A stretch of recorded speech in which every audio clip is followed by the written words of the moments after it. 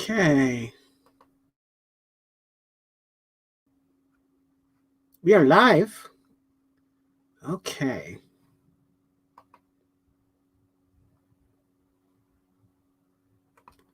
Hopefully everything's coming through okay. It seems to be. Good. Let me quickly share this on the Twitters.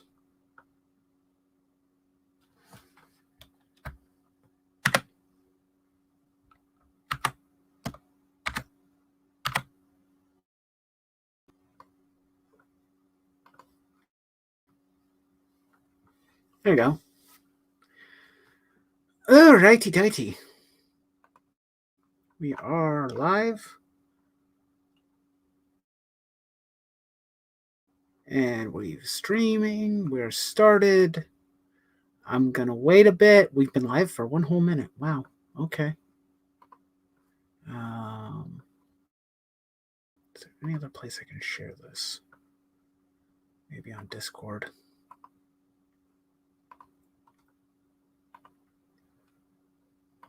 Okay. Give me a hot minute.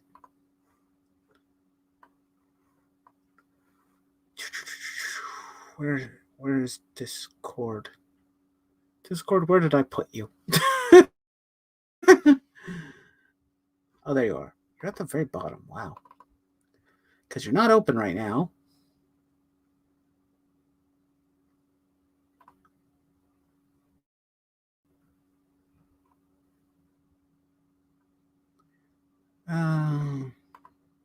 Maybe we can throw it over here.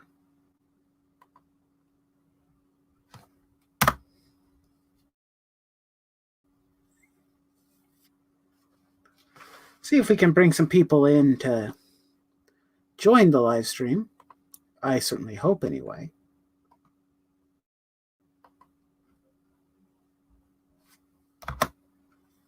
Because I'm wanting to have fun with this.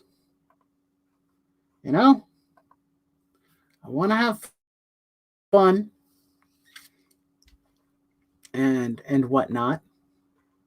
Hello to Helium. How are you doing? Have you watched The Mandalorian? All the way through, because we're going to be discussing everything. Spoilers probably ahead as well. But I could use a co-host because everybody else is missing apparently tonight. I don't know what I did. Do I offend? I probably offend somebody. Wait, what? Teamed up with the West Central Association to winterize outdoor dining places in Chicago dining districts. Now diners will be able to support local business safely through the winter. Wait, what? Huh? Are you insane? Okay, that is hilarious. That was just a post that Venkman shared. Don't mind me. I just saw that and thought it was hilarious. Whoo, boy. Oh, my good Lord. Seriously? Chicago? You're going to allow outdoor dining at this time of the year? It's like that's like choosing outdoor dining from Minnesota this time of year. You might as well just tell everybody to freeze their butts off. Might as well stay indoors. No point in going outside. At all. And yes, I have a Mandalorian mug now.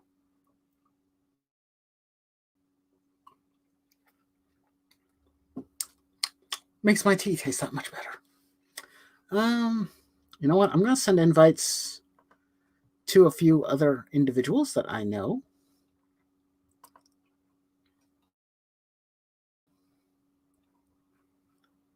Bang, da, da, da, da. I know that Dalton said he'd want to join, so I'll send him a link. And we'll send one to Helium if he has the opportunity to join. I don't know who else is available right now. I have no idea as of right now. I don't know. We'll see what's going on. What the heck?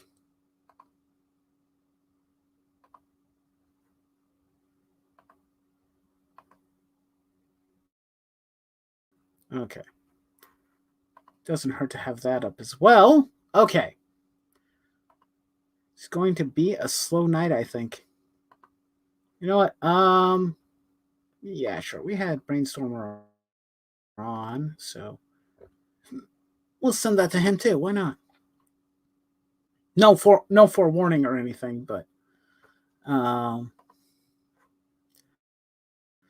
if anybody is available, they are free to hop on at any given point where we talk about the Mandalorian.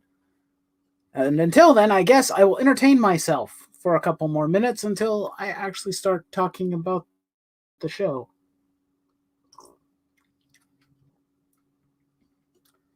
One, the tea is delicious. It's just normal black tea with a fair amount of sugar. But I like that cup. It's quite cool. Oh yeah, because I had bought some Mandalorian merch that I found at my Walmart that was in the clearance section. Comes with one of them came with an enamel pen and a Bhaskar notepad. It was pretty cool. I finally have money again. My unemployment finally came through, thankfully. So now I have money. I haven't seen season 1 of the Mandalorian, let alone season 2. Oh, okay. Well, I mean, if you don't have Disney, well, okay, excuse me. I'm going to get really close to the camera. Hi, how are you doing? But, Brainstormer's here. Boop. Hello. Hello. I have a quick question for you.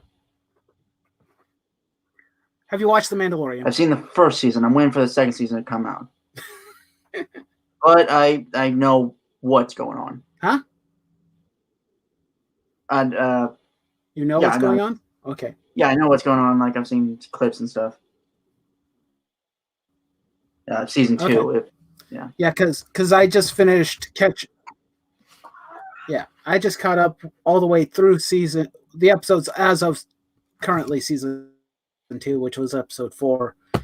And I thought I would talk about it on stream because I had a lot of fun watching the show and I enjoyed it. So I thought, what the heck? Oh.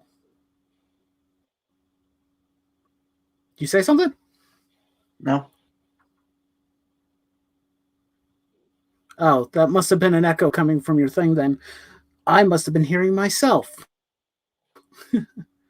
But yeah, I thought that it'd be fun to talk about it if anybody was interested. But so far, I've gotten very few people here right now, so I've just been kind of waiting and seeing if anybody wanted to join. But I guess I may have to just make do with you tonight. But how are you today, Brainstormer? I am well. Good. I'm all considered just tired. Yeah. Yeah. Oh, I understand tired. I've had a very, very slow day.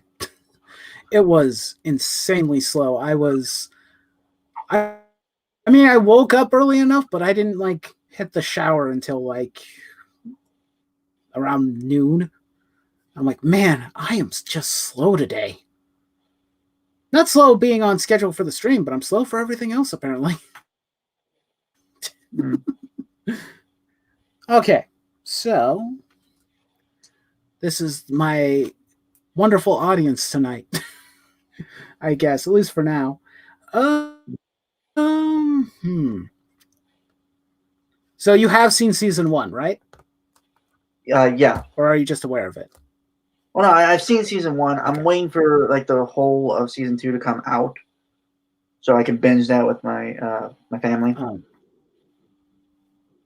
Okay. So you're waiting for season 2 to finish through its cycle, and then you'll move on to season 2. Yeah. Okay. I can understand that. I sometimes wait to binge watch episodes too. But since I was already binge watching season 1, I thought, oh, what the heck, I'll just finish through whatever episodes are left. And so far, been pretty good. Yeah, I think it's kind of a show What's for your fans. yeah? Yeah, it's a show for fans by fans. So It definitely certainly feels that way. The right amount of fan service that it doesn't feel too on the nose. It definitely feels a lot more like the Star Wars I'm familiar with than whatever the hell the original that current trilogy was. I don't dude, know what the thought process behind that was, except that for mess.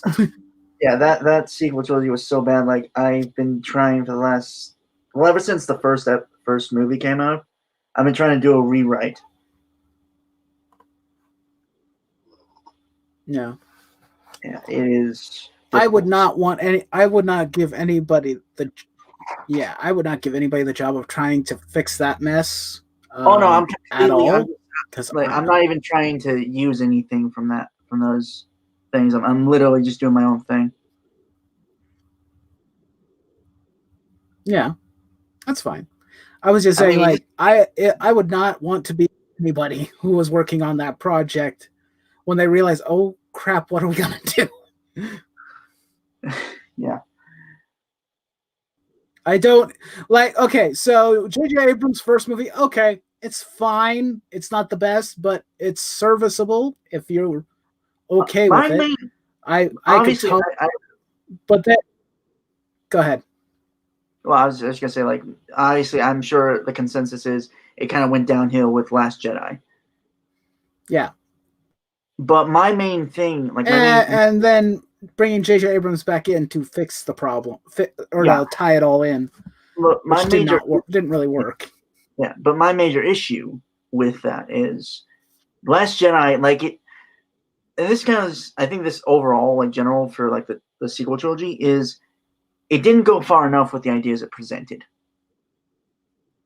Like it had these interesting ideas, but they backpedaled because they were afraid of actually trying something. Yeah. That I think that was the major issue. Yeah. Like there were and this is my major thing when I say with like anything that's like shit these days, like the comics or anything, is good ideas, poor execution. Yeah. I can agree with that. Pretty good ideas, poor execution on all the movies, pretty much. I mean, I like the idea of Finn being a, rebellious stormtrooper. That sounded really cool. Yeah. Didn't go anywhere. Didn't really do anything with it. It was you ended up making him comic relief instead of making him an actual character, which I wouldn't mind if he's funny. That'd be great, but just add something to it. There's potential layers to work with there that were squandered and wasted. Yeah. And what was it? That there is something to be said about subverting expectations. It seems to be a trend in almost every form of entertainment lately, especially from major companies. They seem to really, really like to try and subvert expectations, and I don't know what the hell they're thinking. And that's weird because I don't really think they do it, or at least not in the right way. Because subversion of expectations can work. There have been it worked. Like subversion of expectations exist because it works, but in order to do that, you have to have proper expectations set and do it in a way that makes logical sense for the story. Yeah. And I speak as a writer myself. Yeah.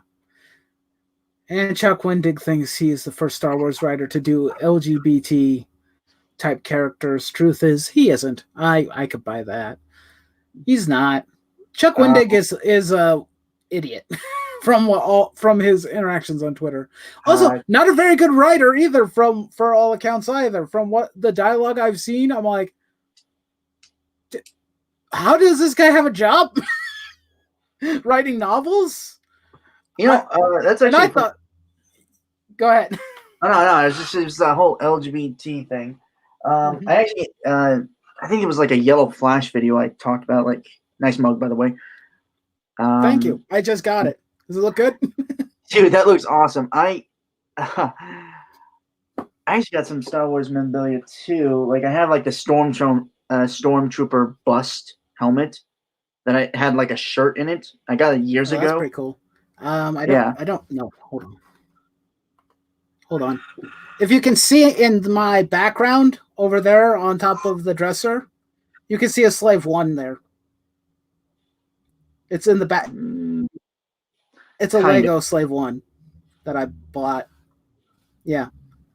But yeah, I don't have a whole lot of in the way of Star Wars merchandise. I have quite a bit. I have enough, but not nearly as much of as I do other things.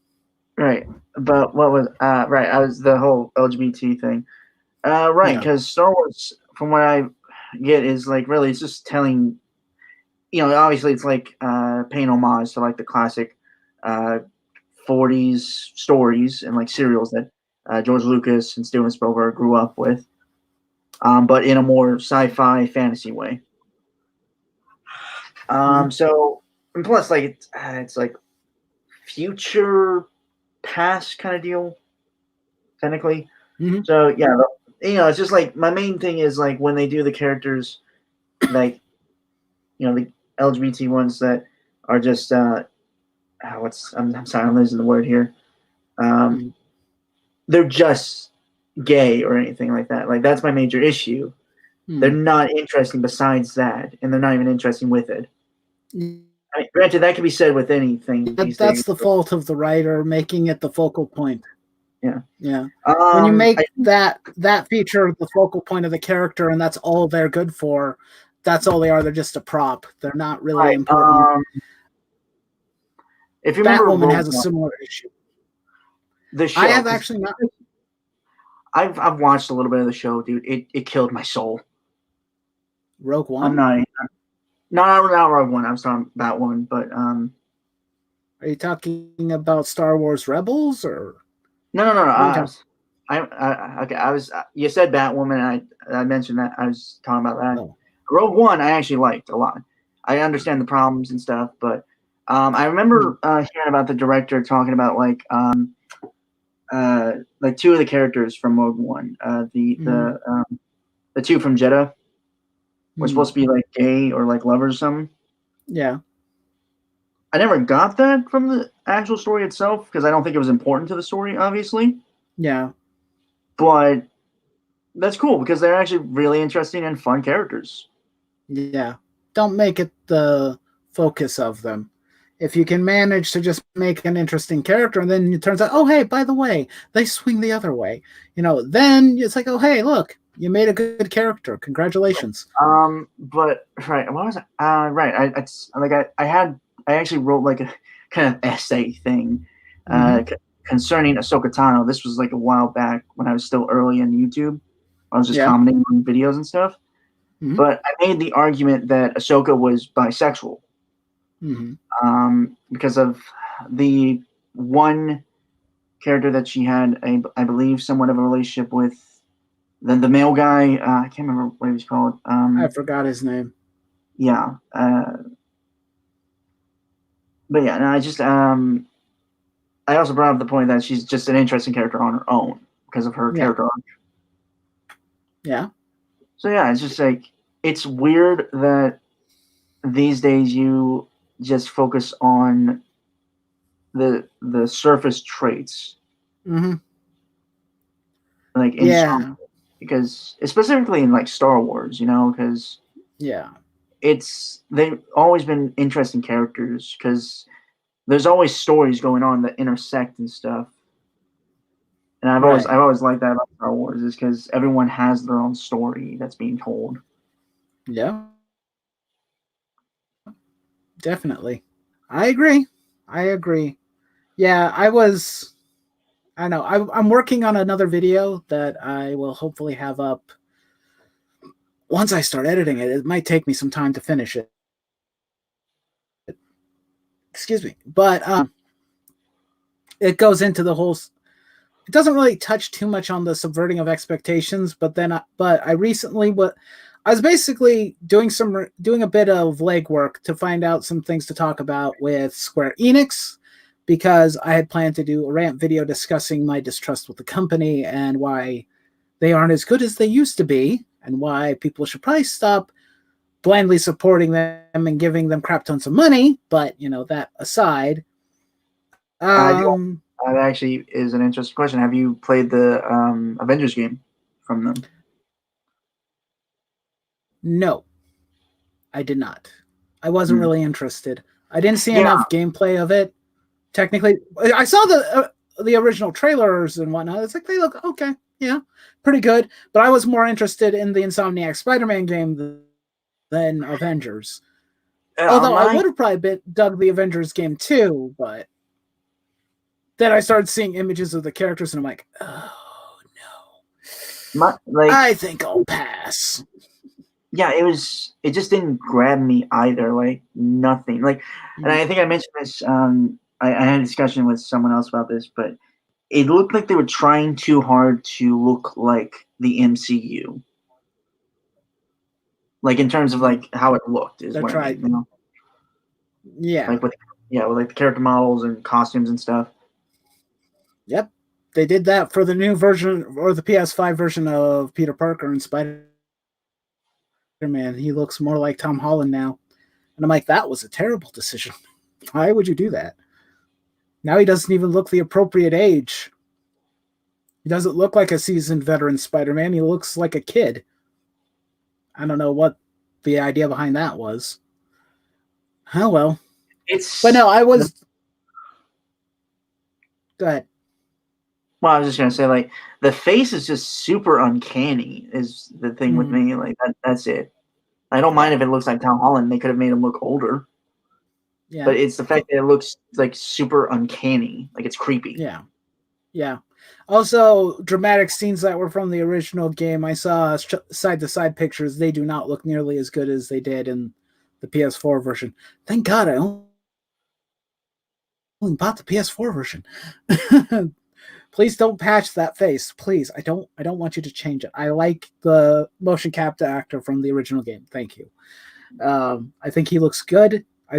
He looks like a very believable Peter Parker to me. Yeah. I mean, everyone always talks about Peter Parker being, everyday Joe Schmo type looking guy. He could disappear into a crowd and no one would notice him. That actor, the motion cap actor and the character, yeah, he looks a bit handsome, but he doesn't look too like I'm too good looking for this world type of actor. I remember he looks just average enough. Yeah, I remember Dalton, the Authenticator. We ran a discussion about this. He does not like Andrew Garfield's Spider-Man because he's like too hot. Yeah, like his words.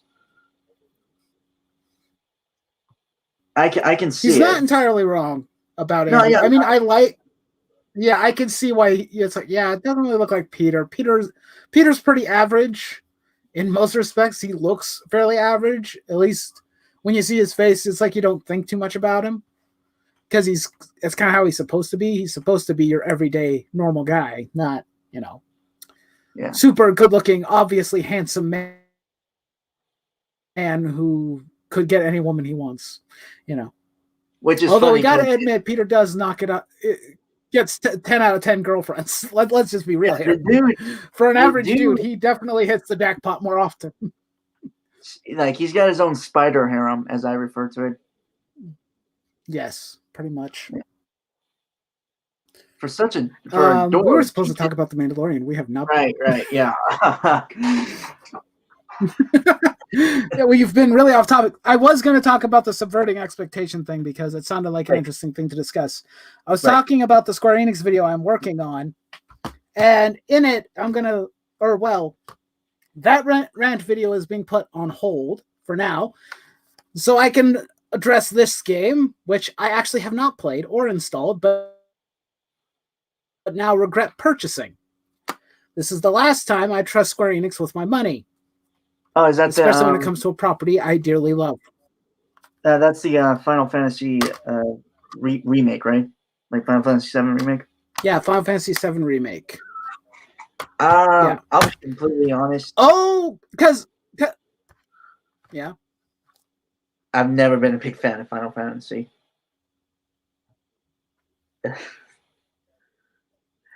It's before my time. That's Like cool. I'm That's fine. But I'm no, fair. I was. Yeah, it's all right. Technically, my first Final Fantasy game was Final Fantasy VIII, not 7.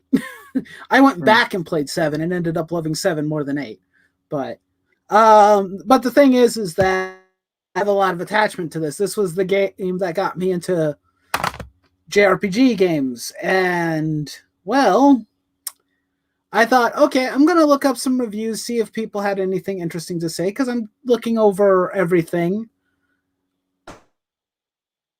It kind of started off with looking at the sales numbers, because everyone was talking about the massive flop of the Avengers game. I'm like, okay, well, how well did Final Fantasy VII Remake do? You know, did they make a good profit off that? 5 million units sold, which doesn't sound too bad, but when you compare it to the original, it's not the same. Not the same numbers. I would hope that it would at least be on par with that, but it wasn't. And I think partially I might know why, because people really do not always trust Square anymore. A lot of people don't anyway. A lot of the older fans definitely have lost trust in them. But they decided to subvert expectations with this thing. And I was just looking up reviews for the game, and people mentioned, oh, spoilers are ahead. I'm like, oh, well, I've played the original Final Fantasy VII. I shouldn't have any problem with spoilers. I was wrong. Very, very wrong. They decided to alter the story way too much. And I will discuss that in that video. We're here to talk about The Mandalorian. Right. I will work on that video in the next coming weeks, and hopefully I can publish it by next week.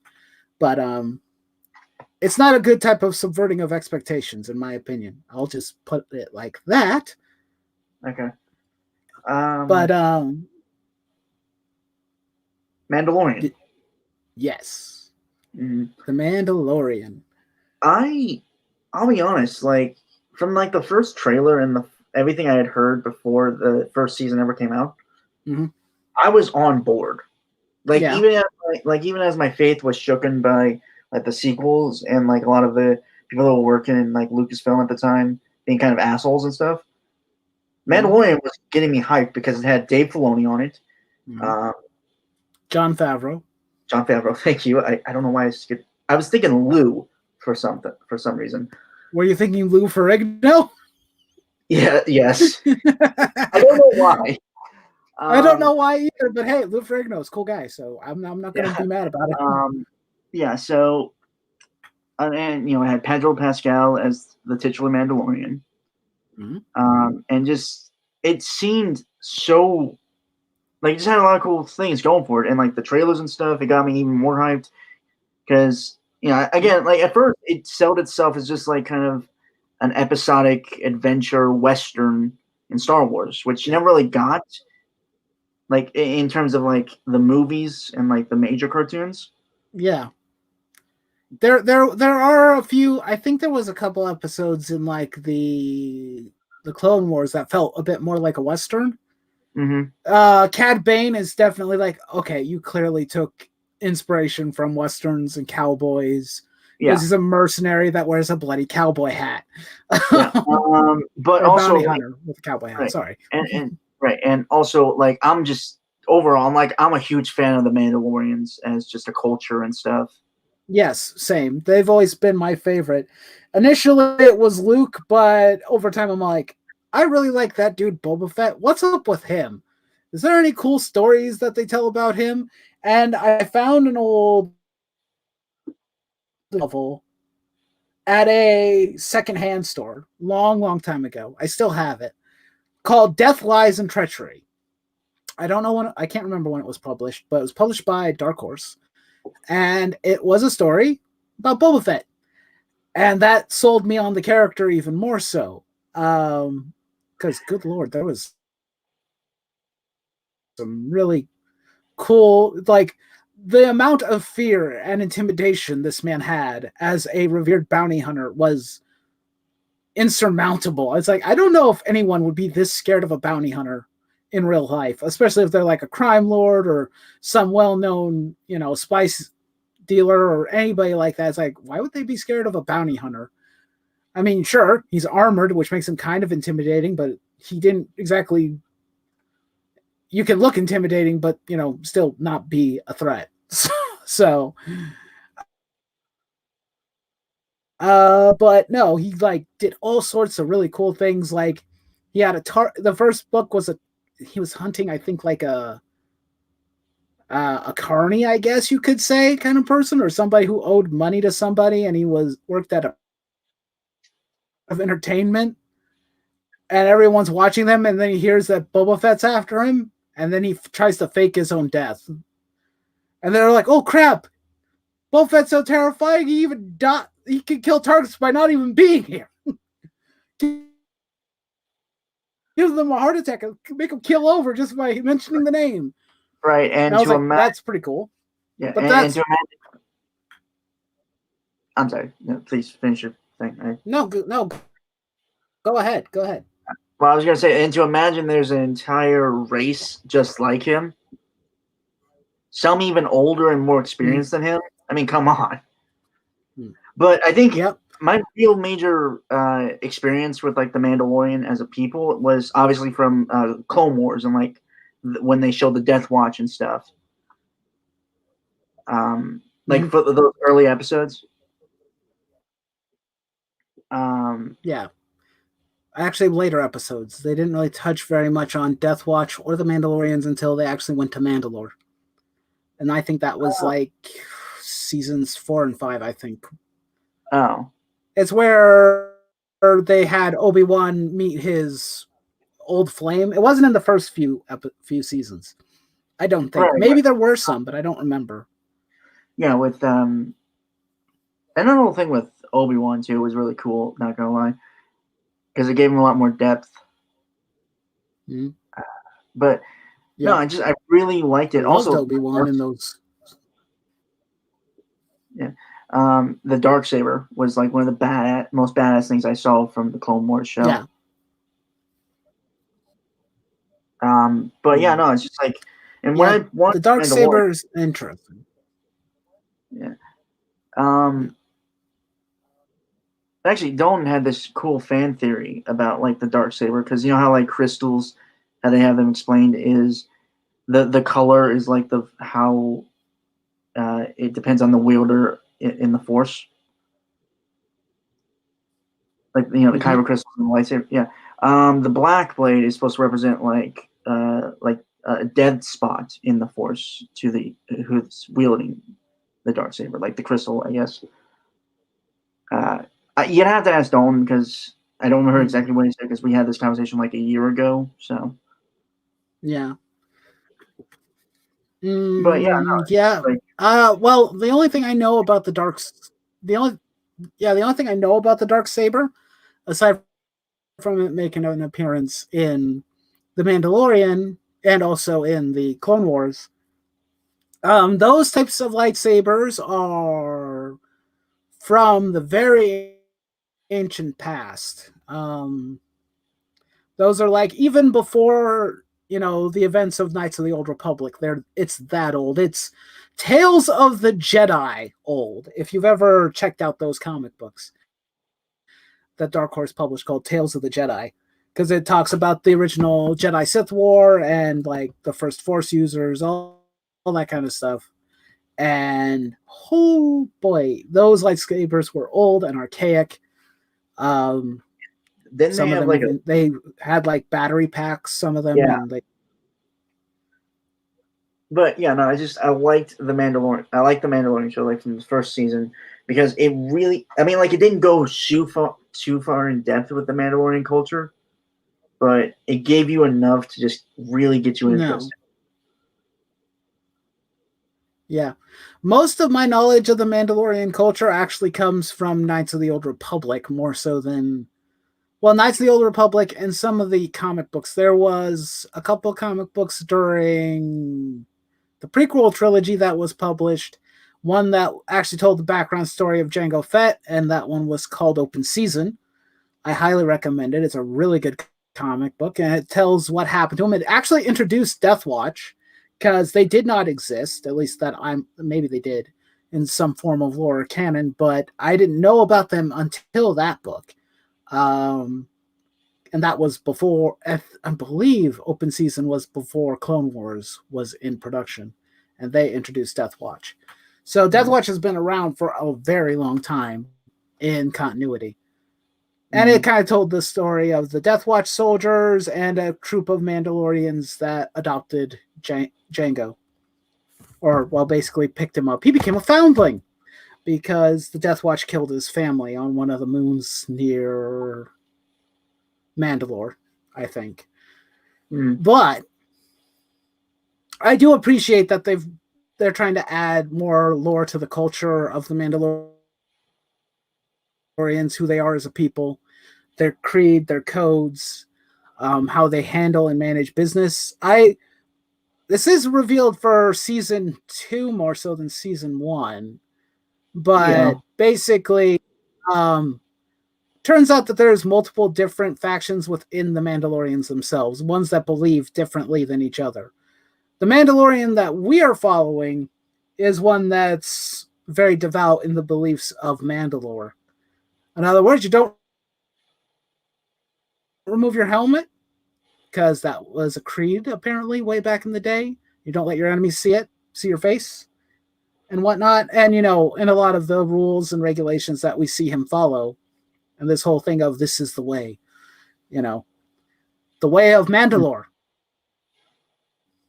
which is pretty cool, actually. Well, of course, yeah, it is. It's really good.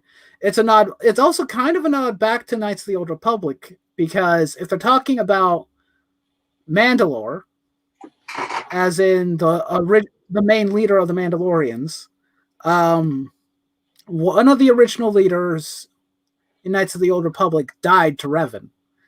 Revan was in the Republic Mandalorian War, and he killed the leader of the Mandalorians, Mandalore. And to basically make sure that the Mandalorians never had another leader again, he took the helmet. That mask you see him wear in the games, that's a Mandalorian helmet from Mandalore. And for the longest time, the Mandalorians didn't have a leader after that.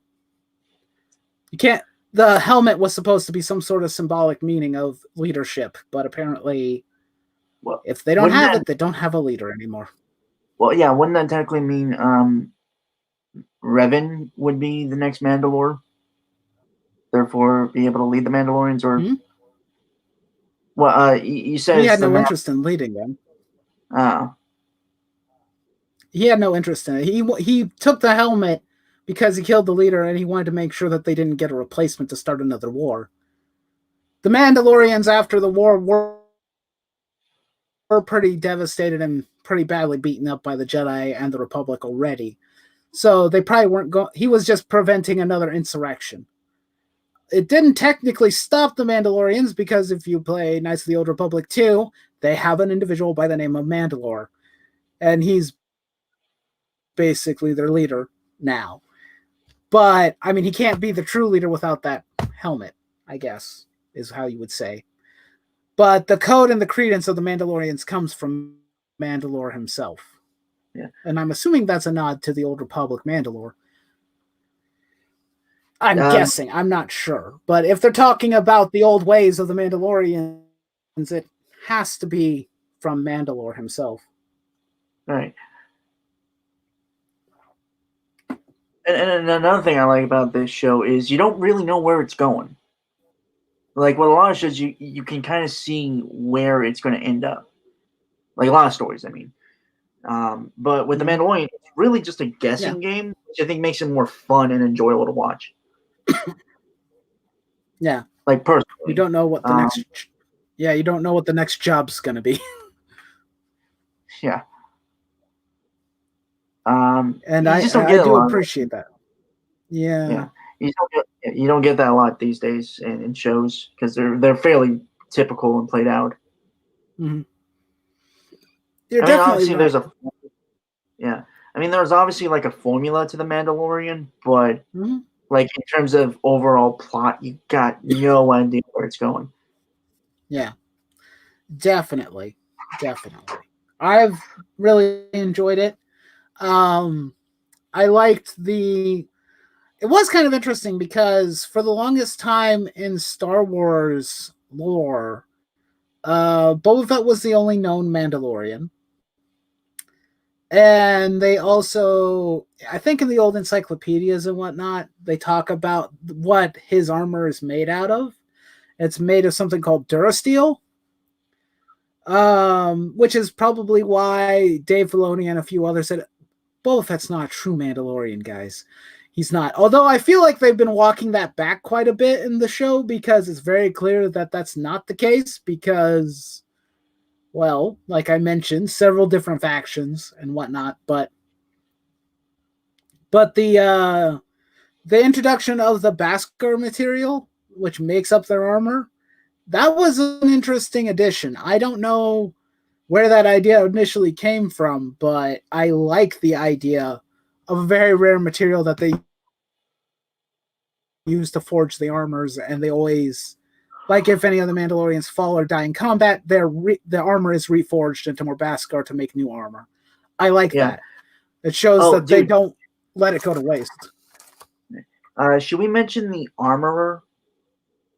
The armorer is awesome. Apparently with tribes, like I've watched like a few videos explain like the lore of Mandalorians, but an armorer is supposed to be like a cherished elder that leads the tribe, and they're very rare because they don't really divulge their secrets on how to forge Mandalorian armor.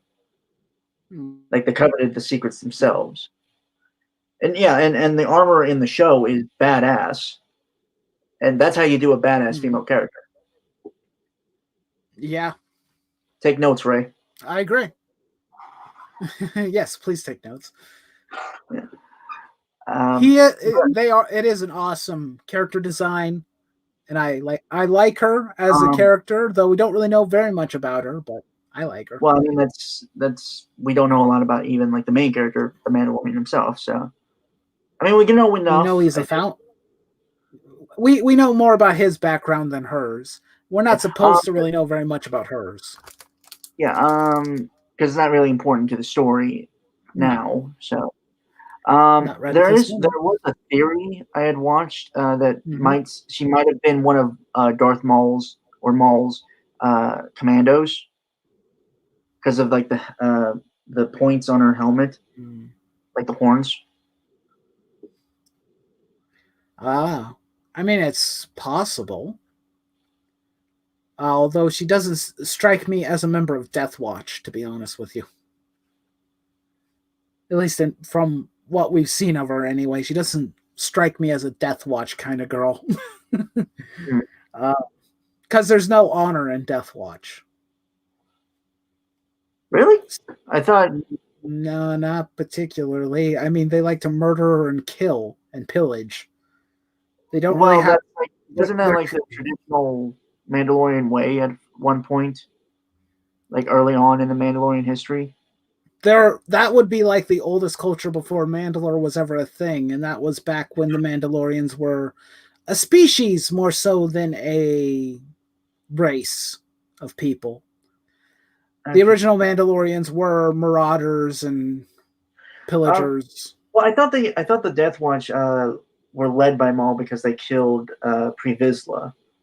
I believe so. Yeah. Well, yeah, and that was out of a sense of honor because of only the strong could lead. Yeah. The Death Watch, they use the how do you put this? They use the code of the Mandalorian to justify murder. I mean, they are terrorists, so... Yeah. So they're not exactly an honorable group of people. They try and justify their evil ways by saying that this is how Mandalorians are supposed to be raised. To be strong, Well, they also have they have like splinter factions that came out of Death Watch, like the Children of the Watch, as was previously mentioned in, I believe, last week's episode. when they with live action Bo-Katan. That's where the Mandalorian comes from. Yeah, I mean they could be a splinter group of Death Watch, but I don't know if they are or not. I can't say for sure. They don't seem to be. They seem to follow the code of Mandalore far more closely than Death Watch. Because here's the thing: Death Watch would be the type of individuals who would stab you in the back. And you remember when the Mandalorian points out to the armorer that he killed I forgot what the creature was, the mud rhino creature. Mudhorn. Yeah, the Mudhorn. She's like, oh, so I get to give you a crest now. And he's like, no, it wasn't an honorable kill. That tells me that that's not Death Watch at all. Okay. Because from what I can remember, I'm going just off my basic knowledge. I'd have to probably read or look into it more, but the standard creed of Mandalorians they are an honorable race of warriors. Yes, they will fight. They're strong. They're raised to be strong. But that doesn't mean that they take advantage of people all the time. The only reason I do believe that the Mandalore that was in charge during the Old Republic, the reason probably why he started that war with the Republic is because they were weak already. They had been weakened by the Jedi Sith War that happened only probably a few generations ago. So he saw them as a weakness and thought he could take over. Mandalorians do have a thirst for conquest at times, but they are not so dishonorable that they would do stuff like stab people in the back, betray allies. Definitely not easily. Well, I remember last season, like the like last episode or something, with the flashbacks that the Mandalorian would have. Yeah. It was Death Watch that saved him. Like they had the clan tribe of Vizsla. Or it could have been members. I mean, they could have been Death Watch. It's definitely possible. They don't seem to be Death Watch. Mostly just because they just don't act like Death Watch. When I think Death Watch, I think of the main antagonists and whatnot, and the ones I've seen from the books and whatnot, who are, like clearly evil, very, very vicious, very violent people who want to do nothing but harm others. We get Bo-Katan out of there, and she's not technically.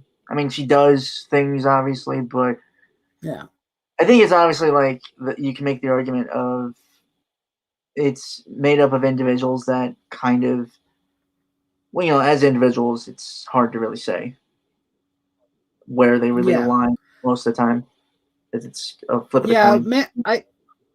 I think for the most part, the Mandalorians have to follow the code as they see fit. For the most part, the thing is that some of them have twisted what their code is, like Death Watch, to the point where they're willing to kill their own, which I'm pretty positive is not part of Mandalore's code.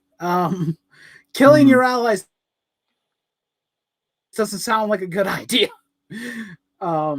I mean, sure, it probably happens at times, but I don't think it would be something like, oh, hey, this is a good thing. Let's do this. I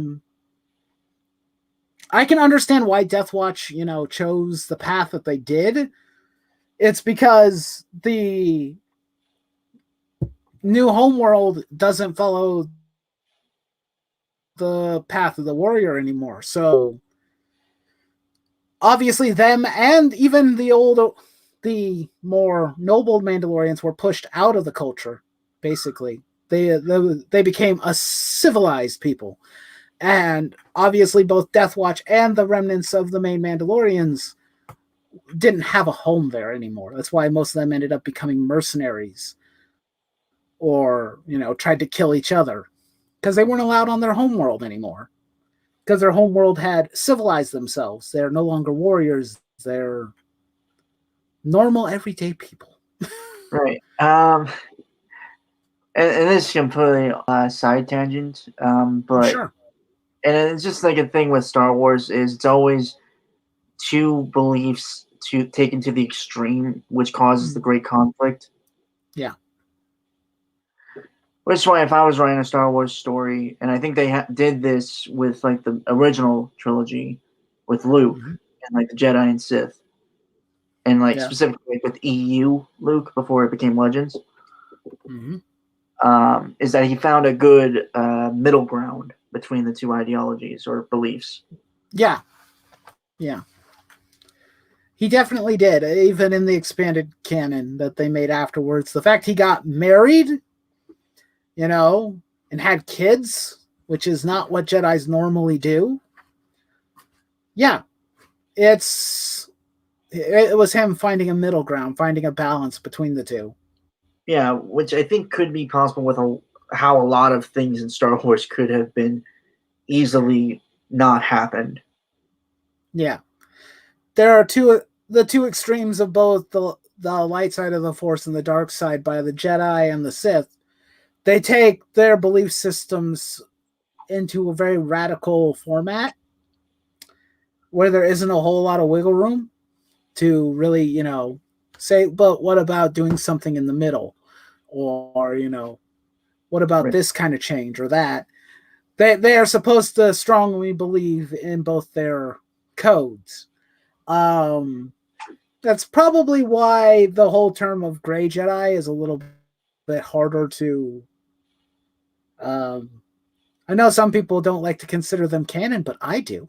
Like saying here, like I think it makes sense and it works. I think it's obviously like for the individual person who would become a gray basically Jedi. Gray Jedis Gray Jedis are basically Jedis that don't follow the Order and they don't follow the Sith either. Right. It's That's like all how, they are.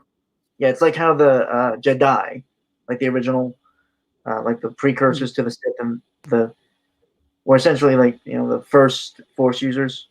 Yeah. Yeah. I kind of vaguely remember them, but like, what was it? There's been a small list of Jedis that don't really fall into following the code that I can think of. There's Qui-Gon is kind of a gray Jedi to some extent, though he's bordering on it, but not actually one, because he's still a part of the Order. They still trust him. He just does a few things that the Council normally doesn't like, but the Council seems to be more lenient to him and to even individuals like Obi-Wan and Anakin with some of the things that they pull off during the Clone Wars. So it's kind of a thing of, sometimes there's a fine line that they're stretching. You know what's funny? Like there are actually videos where they've listed like the various war crimes committed in Clone Wars, like by everyone. Mostly it happens from the Republic side, which makes sense because it does become the Empire, but still. Yeah, it makes sense. Separatists are bad, but so are the Republic. But I'm trying to remember. Revan is also a gray Jedi to some extent. He was both a Jedi and a Sith, and then eventually chose a path in the middle. Probably because one of his allies in the original game was also a gray Jedi. He had left the Order, still practiced the Force and whatnot, but he had a wife and kids. So, but obviously finding a path in the middle, I'd say Kreia, but I don't not believing in either extreme. I don't think she is because she's not really light or dark. And actually, I think she looks for an absolute end for like the will of the Force. Yeah. Cool character though, I will say. Yeah, she's a very cool character. Her philosophy is really cool and very interesting. She is a Sith, however. There's no getting around that. I thought she was like she is truly a Sith, but well, the Order doesn't see her as a Jedi. Well, no, I thought she was a Jedi, then became a Sith. Are we talking about the? I might. Okay, probably. That's normally how it goes. Normally, you're a Jedi first, then a Sith. But yeah, like what I'm saying was, the thing with like Mandalore, like with the Mandalorians, like during the Clone Wars, I'm sure there could have been a consensus raised where you could be pacifistic or like at least wanting peace and civility, but be willing to like fight and defend yourself. Find like a medium between like the two beliefs of how Mandalorians were like not conquerors or anything, but warriors, and like this new way of thinking of trying to fit in with the rest of the galaxy. Yeah. Their main philosophy is conquerors and warriors more so than anything else. Mostly hunters. Because, I mean, in order to become a Mandalorian, you have to hunt a creature, normally a very dangerous one that's hard to kill. And this is from another Dark Horse comic, but there was one that kind of told Boba Fett's background story with his dad, kind of fleshing him out a bit more, where it explained how Boba Fett basically was, I guess you could say, kind of ordained as a Mandalorian, and that was by doing the same thing that is required of all Mandalorians. The final trial and test is to hunt a dangerous creature and come back with a trophy alive. And Boba Fett did that. His dad brought him to Tatooine, and when he was about, what was he? I think he was like 10, 11 years old. He was very young. But Jango gave him his jetpack and said, okay, get a crate dragon tooth. Go. And with very minimal support, he managed to pull that off. And that's what hunting a creature and coming back alive. They even make you do that in Knights of the Old Republic too, when you visit the Mandalorian homeworlds or one of its moons. And you meet a small enclave of Mandalorians and they say, okay, if you want us to trust you, you gotta go do some hunting. Huh. I'm thinking some people from, Dark Horse also made like Predator comics, right? Mm-hmm. It sounds very familiar to something I read or like heard about the Predators do. That's probably similar. Mandalorian, because I think they're the most old form of the Mandalorian's tradition is, from what I can remember, is the hunt. When they were a more primitive race or group, they did a lot of hunting. So the way to prove yourself when it was no longer a race that called themselves Mandalorians and it became a culture, it was hunt a creature. They were mainly hunters. And it kind of shows, considering that most Mandalorians become bounty hunters when they're, not trying to conquer the galaxy or whatnot. They're normally just mercenaries or bounty hunters because they're good at it. They're trained from a very early age to hunt. Normally hunting very dangerous prey that would normally get you killed. But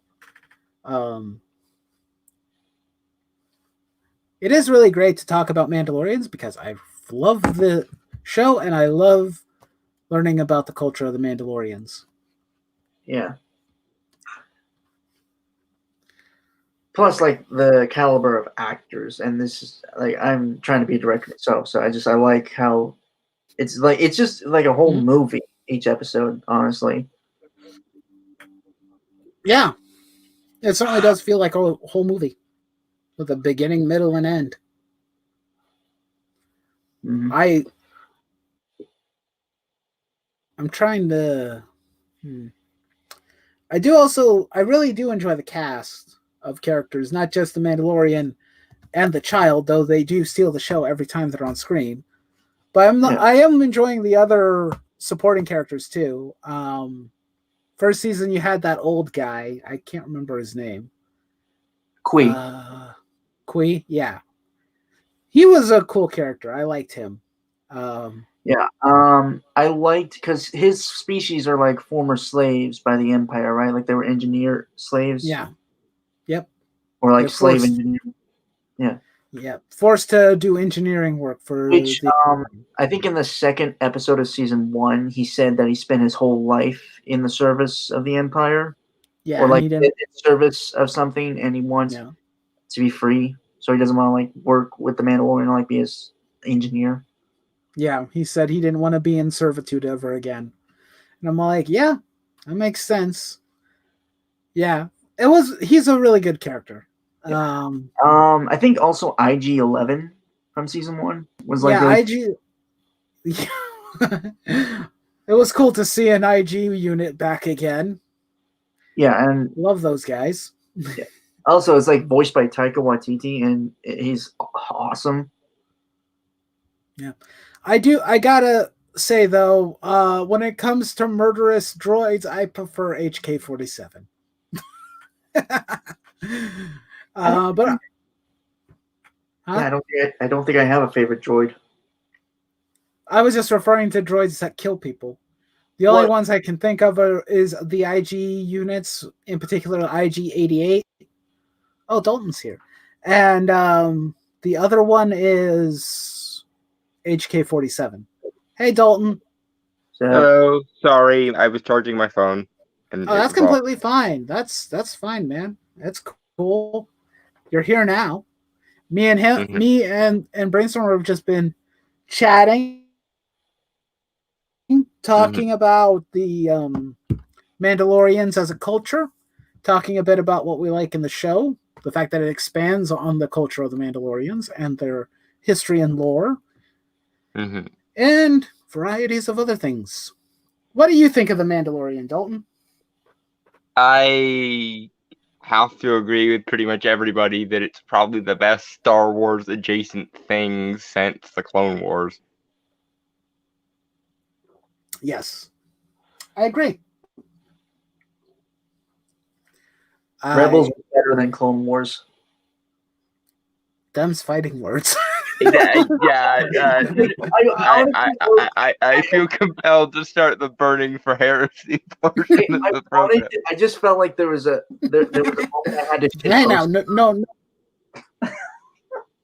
We're not going to be doing any wood tonight.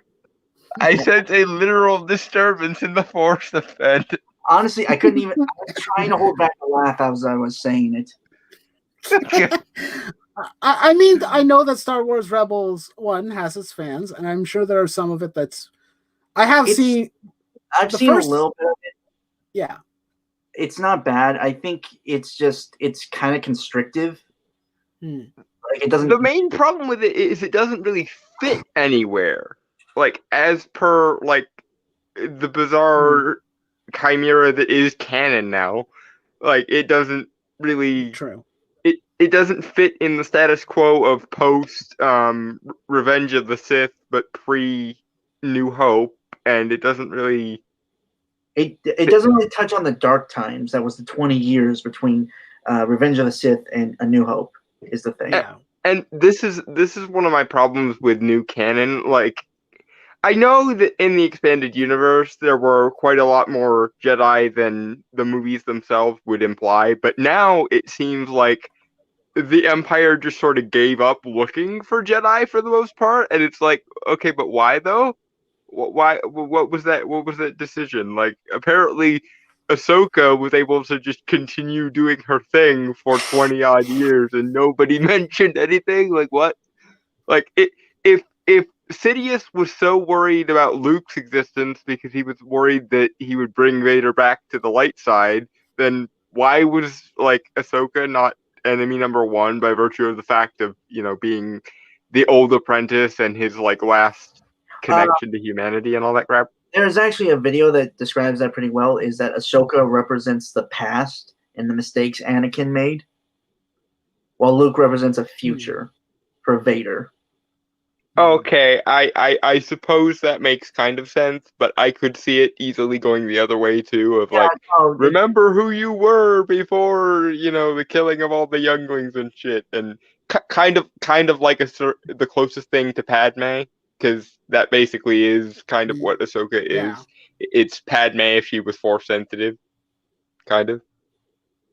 That makes it weird. I would say more or less like a younger sibling connection.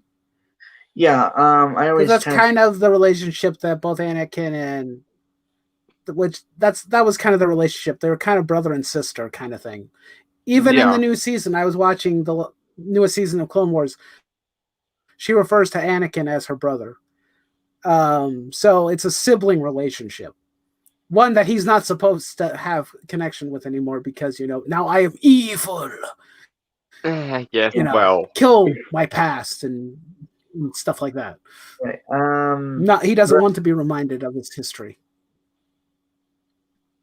I mean, well, again, new canon's you were saying disregard for old character really kind of annoys everyone, I think.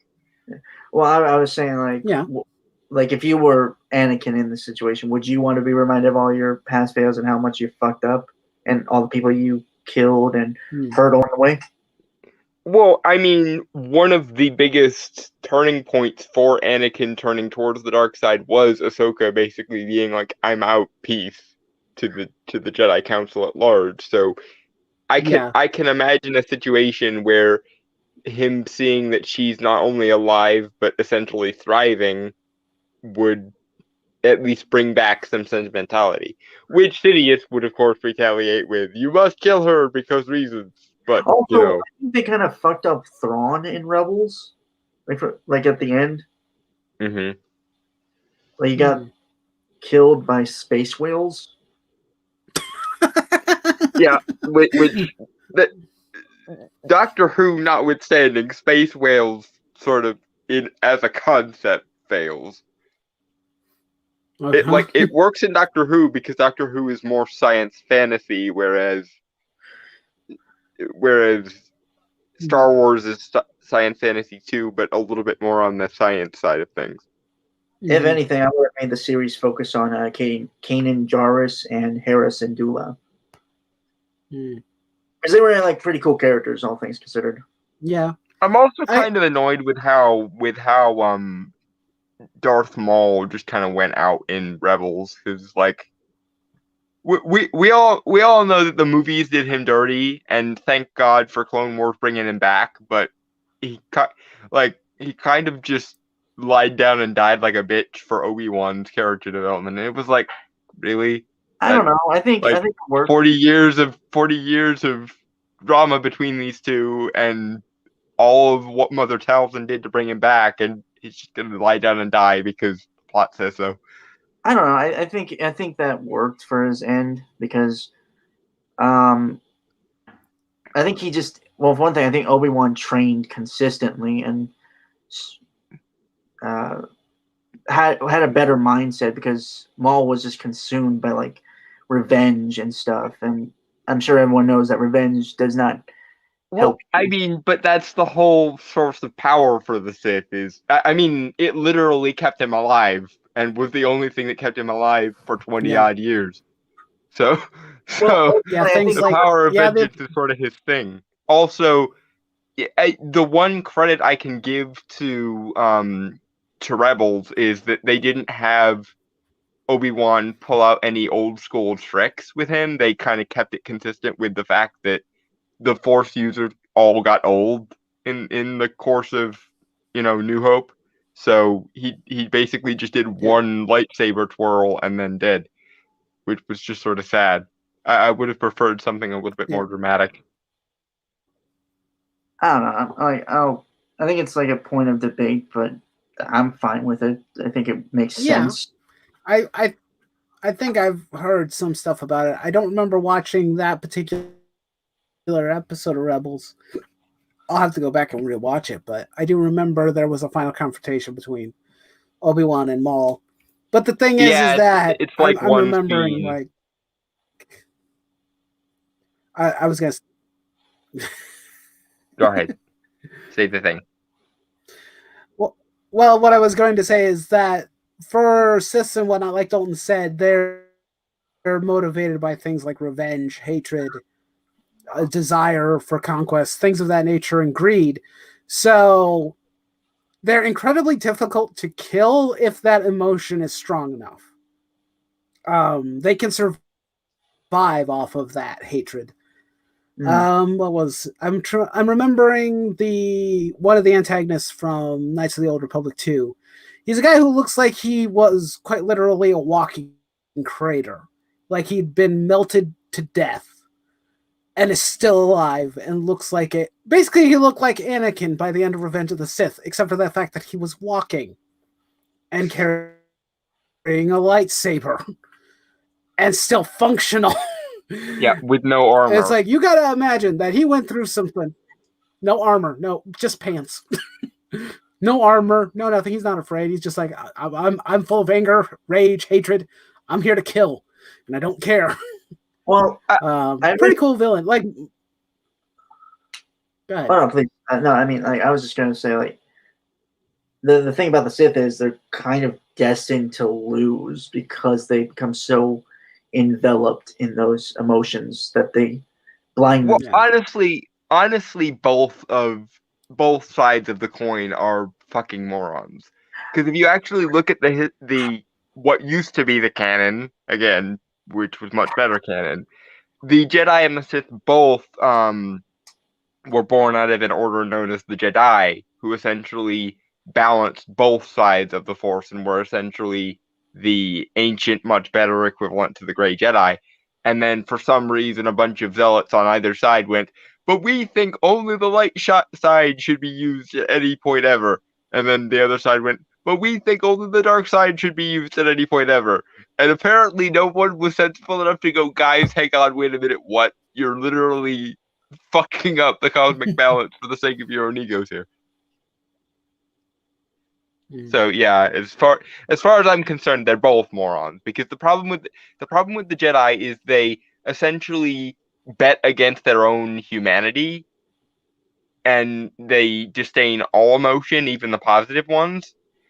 And the Sith problem is that they rightfully acknowledge that the Jedi are wrong for getting rid of all emotion, but then they only focus on the negative emotions and don't let themselves experience shit like love and compassion and shit. So either way, their philosophies are fucked.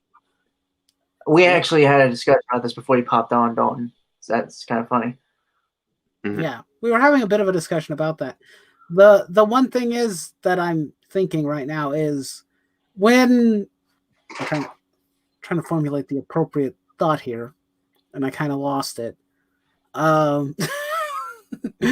my rambles have a tendency to do that. No, it's fine. No, I genuinely just lost the thought. I had something and then I dropped the ball and can't remember what I was going to say. Give me a sec. Let me think. Because, like, I'm trying to remember, like, when the Phantom Menace was going on, the Jedi said that the Sith were no more and there were none left. So they were blinded because they thought they had, I guess you could say, achieved peace, and they were so focused on their own search for peace and the light that they were blinded to the fact that there were Sith still present. So what Dalton says is right, pretty much, is that both sides are too focused on one thing, and due to that focus, they end up, being blindsided by each other normally in some form or fashion. And hello, Eric. How are you today? No one appears to be strong enough to just go, you're both idiots. Balance each one, and you're good. Yeah. I mean, we did see that in the Clone Wars with that embodiment of the Force that Anakin was the family there engaging with. Yeah. Yeah. The father, the daughter, the son. I really wish they had kept the mother in that system, because the mother of the family is basically the Star Wars equivalent of the devil, and she's awesome. Aboleth, yeah, right? Yes. Yeah. Anyway, we should probably go back on the topic of the Mandalorians more so than on the topic of Jedi's and Sith. Yeah. Don't get me wrong, I love talking about Star Wars. Unlike some people on the internet who seem to want nothing more but to hate the damn thing, I want to enjoy it. Thank you. Yeah, it's just a matter if of I find Disney something good about Star Wars, really I'll not take it. making it easy at the moment. With Mandalorian notwithstanding. The Mandalorian is the exception to the rule. This is the reason. Yeah, I remember last week. Why I love it so much. Yeah, because it's exceeded my expectations. Didn't subvert them. You were saying something, Brainstormer? Well, no. Yeah, it didn't subvert expectations. It just achieved. Yeah. It gave you what you actually asked for, and then more, which is good. It's what things used to do before this idea of we need to hate ourselves and destroy ourselves became the standard practice for every freaking IP for some reason. Yeah. Yep. Right. Definitely. Yeah. So. What was I? What was? See, some of we were talking about side characters before Dalton came in. Right. We talked about Kui, who is awesome. Yeah. IG-11. You mentioned IG-11. Like I said, I prefer my murder robots to be a bit more comedically entertaining, but that's why I referenced HK-47, because HK-47 is hilarious. Go find videos of YouTube of HK-47 talking, and his dialogue is goddamn fantastic. He has more personality than an IG-88 unit, that's for sure.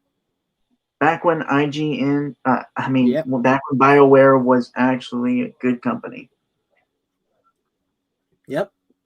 If only. I mean, they aren't the. I mean, they aren't that bad. Did the second game, and HK-47 is in there too, so he's still just as charming as he was in the first game. Stupid meat bags. Everybody loves murder robots. When they're charming. I do. I don't really care. He's incredibly endearing and charming. I liked him. I like him a lot better than IG-88 because IG-88 just has the protocol to kill. That's all they really do. They don't really have a personality. They're just an assassin droid. Well, IG-11 in the Mandalorian, I think, had. Well, he wasn't like. He has a bit more personality to him. He has a bit more personality. He has a matter of fact and is unintentionally comedic, I think. Yeah. Something I can relate to. Yeah.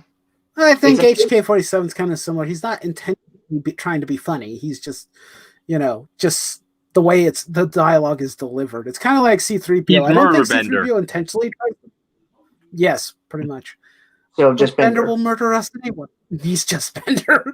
Except for that he's not quite as vulgar and doesn't smoke cigars and drink alcohol. It's the only difference. Well, nobody gave him the option yet. Somebody give him the option, and then we'll see. It's amazing how we can relate more with robots than any of the actual human characters from the sequel trilogy. I feel like that had to be said. Yeah, it's almost as though if you actually allow a character to have a personality, people will relate to it or something. Oh, son of a bitch. You okay? What sorcery is this? I have a baseball and I'm just tossing around and I accidentally dropped it on my foot. Ouch. You need some ice for that? No. At least it wasn't the mice today, right, Brainstormer? But we talked about IG-11. Cara Dune. Cara Dune is Gina Carano. Yeah. Pretty cool. Also, go ahead. Really cool actress, but also really cool character. So yeah. Can I say that I'm in love with her? Normally don't go for muscular women, but goddamn. I'm sure you're not the first person to make that admission. I like Cara Dune because she's just a really interesting character, and I think she can really carry her own show. Mm-hmm. Like if she had her own spinoff, it'd be really cool to watch her. Like if you saw like her journey as like a shock trooper in the rebellion. Oh yeah, I would love to see that. Yeah, not to mention that she's from Alderaan, which just adds another layer of complexity to that character. Like she's a survivor of a genocide.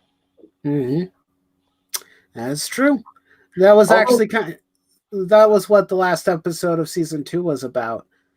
You know, she talks with a rebel soldier or a Republic soldier, I should say, not rebel, because they're not rebels anymore. They're Republic soldiers now.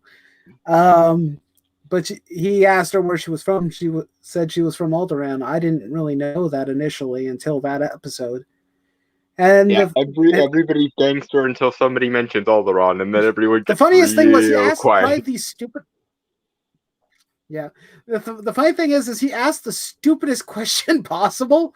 It's like the person, like, let's say you meet somebody who like has an amputated limb, and you ask the question, does it hurt?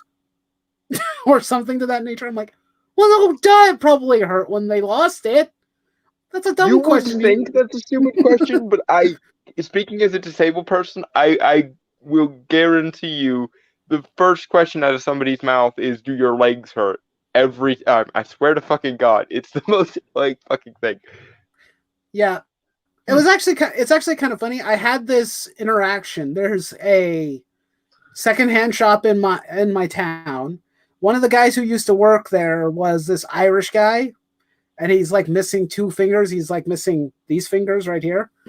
And I was talking to him, like, man, what happened to you there? How'd you lose those? And he explained the situation. I'm like, man, that sucks.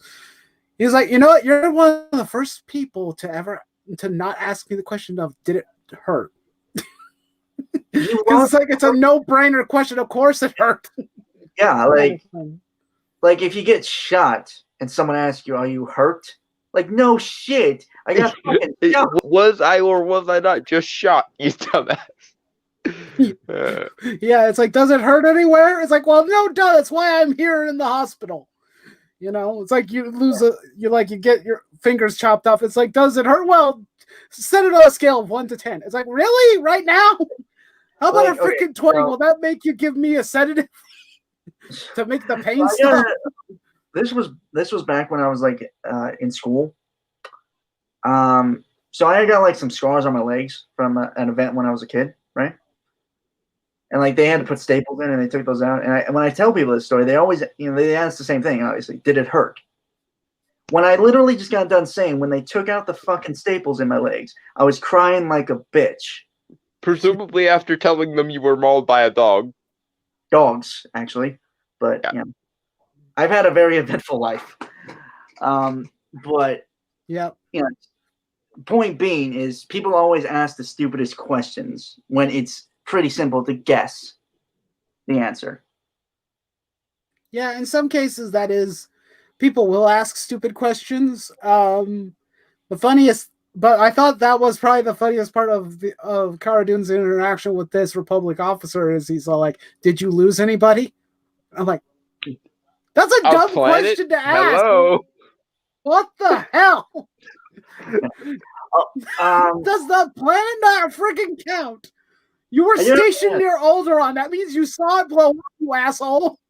That's highly insensitive. Yeah, dragging back to Mandalorian. The last episode 3. Was it episode 3 or episode 2? I don't. Episode 8. If you're talking about the last episode of season 1, it's episode 8. No, I was talking about the season 2. Like last week. The most recent episode, I think, is what he's talking about. The last episode that was out was, if we're talking about season 2, it's episode 4. Okay, so episode 3. Season 2, where yes, I'm asking about episode 3, the Heiress with live action Bo-Katan. I just gotta admit, thing like to have a character that first started off in animation being brought to live action is cool because you don't get to see that a lot. Usually it's the inverse of that. But it's just cool, like that they bring in characters that were like kind of influential in like other events of stories. like in like Star Wars Clone Wars and Rebels, because Bo-Katan was in Rebels. Like she became the Mandalore, I think, for like the Mandalorian Rebellion. Or well, I guess she is. Well, she had the darksaber, and she also has She doesn't have the mask. I know. She doesn't have the saber anymore. Yeah, Moff Gideon does. That was what I was getting at. Yeah, Moff Gideon has it now, which is what she's looking for. Yeah. So she's hunting for him. Which is I'm wondering if we're ever gonna get an explainer as to how the fuck the darksaber actually works, or how it was actually constructed. Because I would like to know this. You would like to know what? How the darksaber actually was constructed in the first place. Because it's obviously different than every other lightsaber in the universe that we've seen so far. So somebody explain the origins there, please. It's ancient. I mean, it's a Mandalorian show, so by all means, go into the history of Mandalore. I want to know. Maybe I'm one of the only people on the planet that wants to know, but fuck it. Well, I would like to know that too, because I was talking to Brainstormer about the culture of the Mandalorians, and the culture used to be, or at least like if you go through the lore of Knights of the Old Republic and like the stories of Revan and whatnot, the history is that the thing that determines who the leader is of Mandalore, or who is the Mandalore, is the helmet. It's a helmet that's worn by its leadership that's been passed down for generations. And the new leader always wears this specific helmet. Revan killed the current leader of the Mandalorians during the Republic Mandalorian War. So he killed Mandalore and took his helmet. That helmet you see him wearing in all of his images as a Sith, that's a Mandalorian helmet that he stole from him. So it wasn't the darksaber that normally determined leadership. It was the helmet, at least in old canon. Now, apparently, they want to make it the saber, which, might hold some sort of similar symbology to the helmet. May I propose where it came from is, I don't know. Well, may I propose a theory? By all means. You may. Okay. So, I'm kind of thinking that because Revan disappeared, right? From kind of like the face of the galaxy. Okay, so logically, he went into his own personal exile, I guess. Yeah. yeah. Well, in the eyes of the galaxy, he just disappeared, right? So I'm assuming he took the helmet of Mandalore, so it was lost to time. Yeah, it's probably still lost. So I think I kind of have the idea that the Mandalorian people needed another symbol to rally behind if they couldn't find the original Mandalore helmet. And the darksaber being something constructed by the first Mandalorian Jedi would make sense. As like an artifact that's like heir apparent.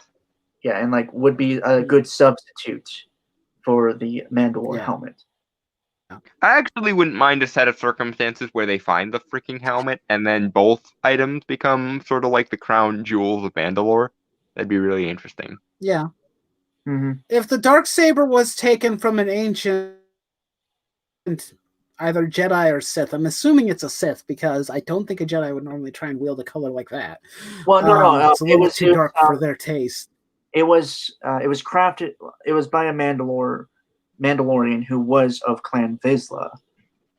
Like they explain it, I believe, that he was like one of the first Mandalorians to be accepted by the Jedi and was able to craft that lightsaber. It was his personal lightsaber. And when he died, it was put into the Jedi Temple. The Mandalorians raided it and took it to become a new symbol for the Mandalore, I believe. Okay. That was parts that I couldn't quite remember where it came from. Now it makes a bit more sense. Because now the appropriate question is, why the fuck is it a dark saber then? is the thing, because where did the crystal come from? Yeah. Or in the new canon, they do the try and say crystal that the crystals of the Jedi.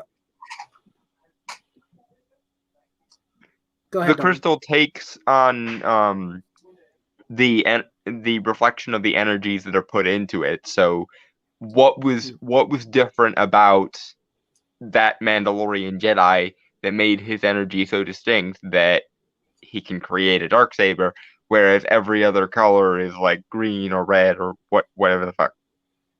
Let's see. Do the spectrum of colors: green, red, yellow, purple, blue, white, yellow. I thought I mentioned yellow, but yes, yellow. Orange. Orange was the specific thing, and then they gave it to Rey because stupid. I thought it was yellow. I thought her lightsaber was yellow. Was it? I don't remember. All I remember is thinking to myself, that color is supposed to mean a specific thing, and now it means nothing because you had to marry through it. It's like yellow. Yeah. If I remember the original canon correctly, was the color wielded by temple guards, and their shtick was that they sought out the dark side in order to specifically destroy it. Yeah. So are they implying that that's what Rey does now? Like she seeks out the dark side in order to destroy it. And if so, then why is she off in the middle of nowhere, not seeking out the dark side, but just kind of quietly living alone in the middle of nowhere space? Yep. Good question. Because normally the colors do signify things. Yeah.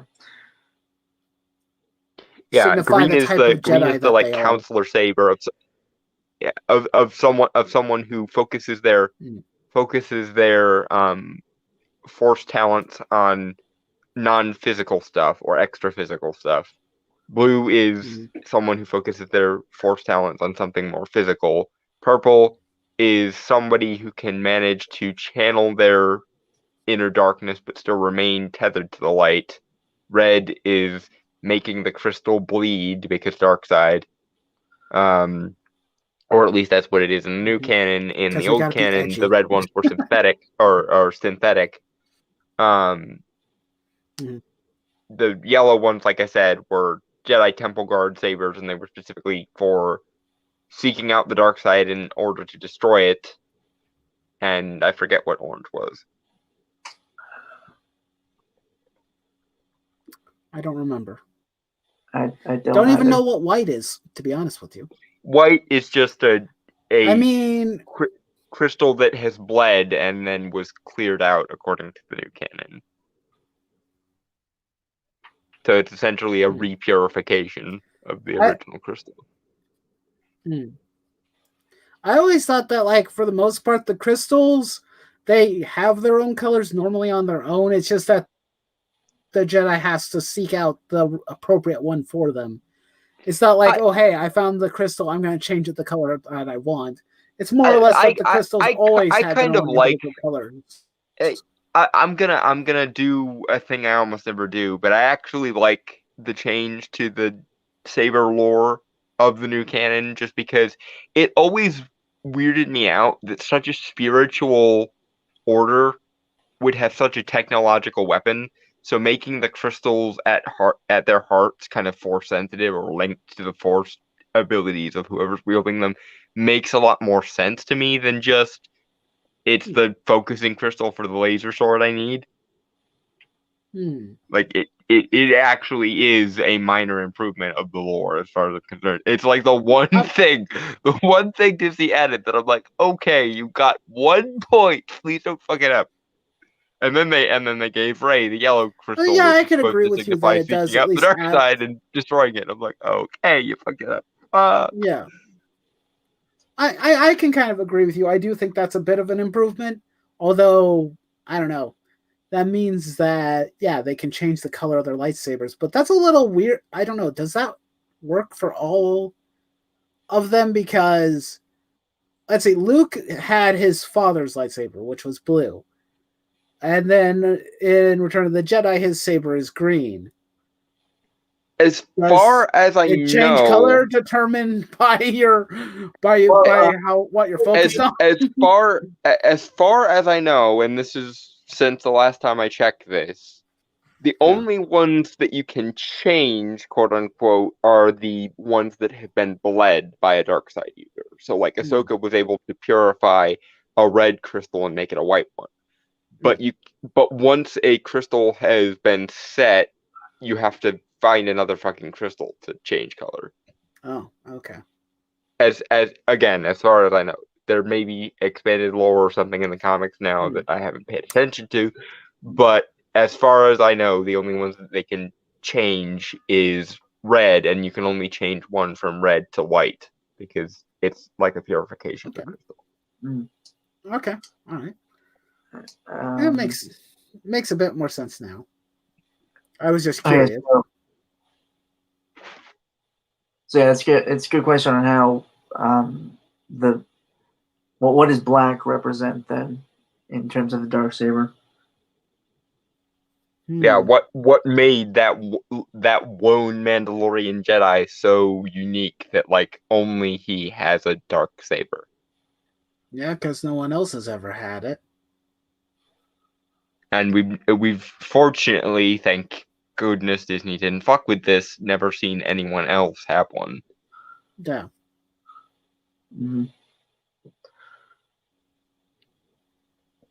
Honestly, it's just also, really its cool. Shape is bizarre. We're talking the It hilt. Is cool, but the shape is all weird, and I'm talking the shape of the blade. The shape of the blade is quite literally a katana. It looks more like a katana, especially in the shape of the hilt is Old kind of Republic, weird too. It's a very unique weapon, all things considered. Yeah, I kind of assume the hilt represents, or it has the kind of style of like Mandalorian architecture or like culture. Because if you remember from Clone Wars, a Mandalorian had kind of more of a, like their cities had more of a like angular square like shape. Yeah. So that's how I kind of assume that it was built to represent that. Probably. I'm now looking at it. I'm now looking at images of it. Yeah, this is literally a katana. Pretty much. Well, I think it helps in its uniqueness that it doesn't look like a regular blade of a lightsaber. That's true. That's true. Of course, I have seen some pretty interesting saber designs over the years. Most of them are no longer in canon anymore, which is a bit of a disappointment. But they were part of Legends canon. Like there was a lightsaber that's a freaking whip. Oh yeah. Oh yeah, I remember that one. Yep. Yeah. I remember some of the Old Republic of some sort. Yeah, I don't remember if this was part of like actual old canon or just a design I saw, but someone there was like a staff that when it lit up, it was like a lightsaber scythe. I don't remember that one.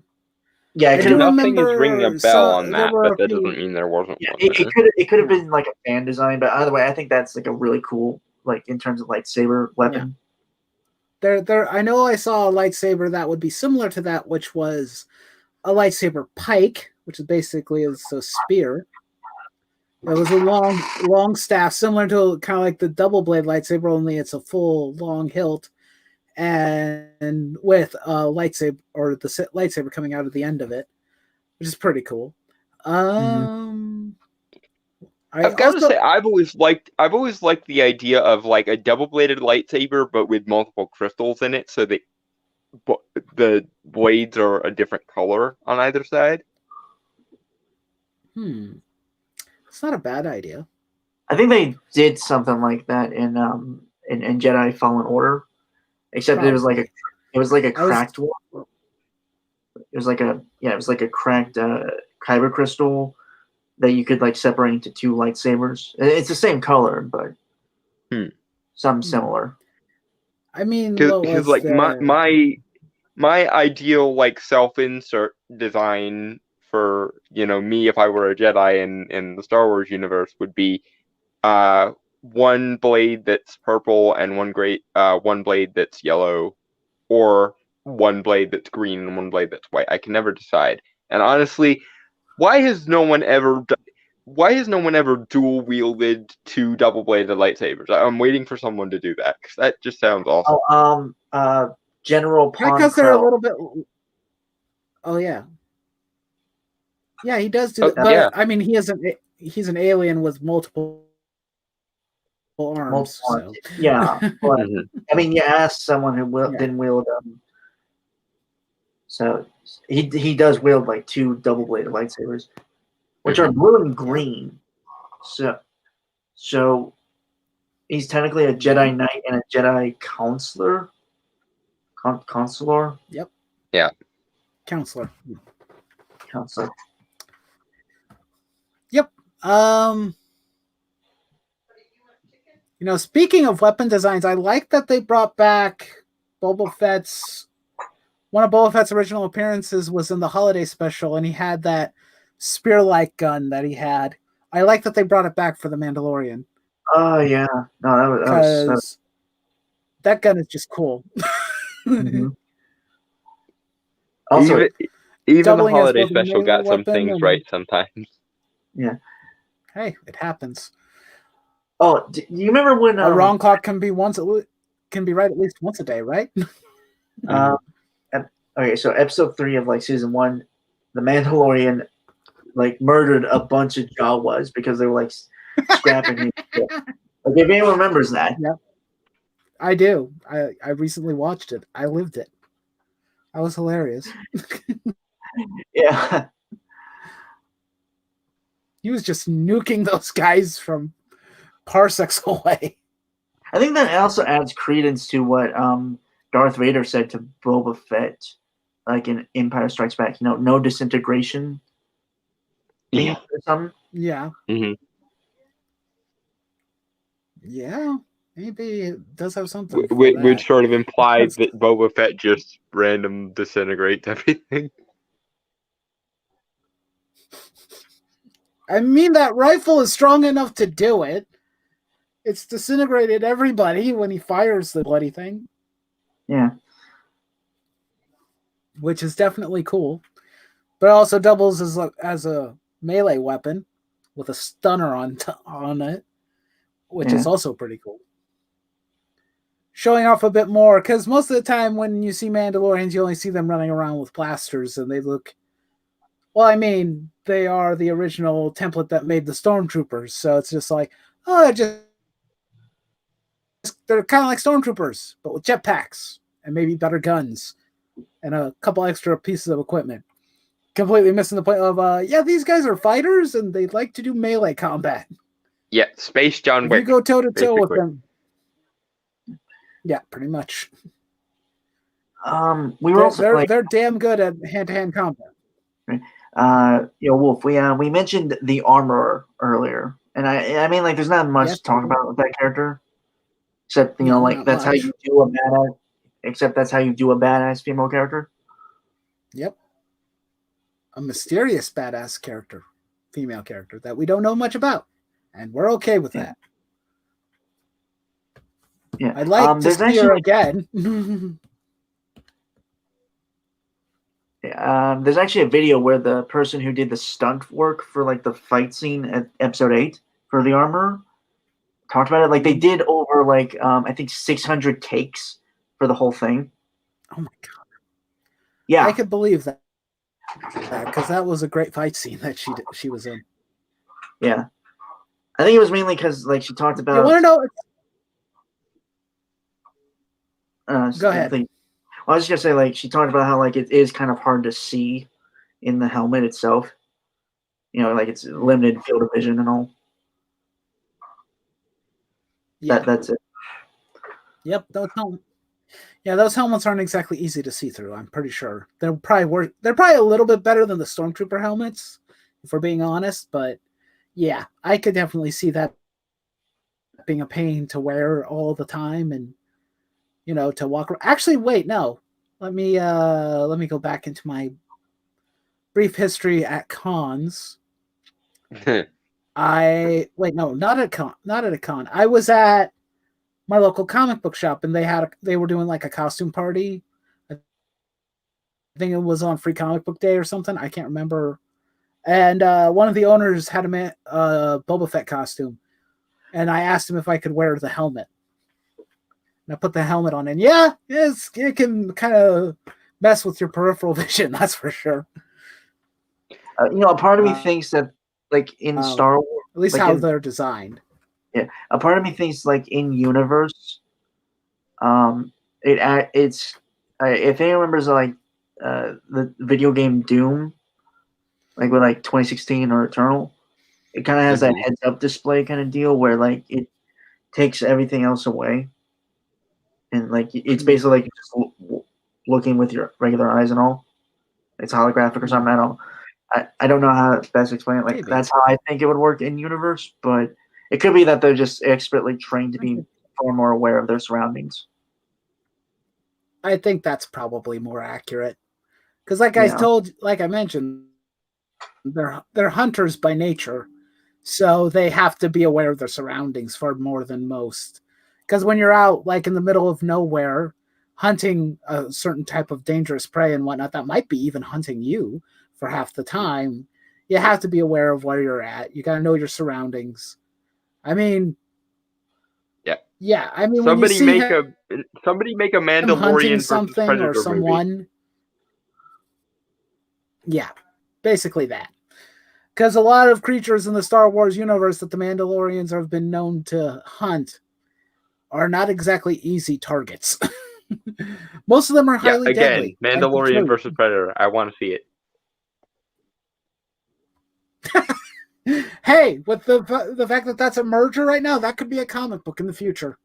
Don't know how they're going to do that, but I wouldn't mind seeing that. That'd be kind of cool. Don't know how you would explain it canon-wise, but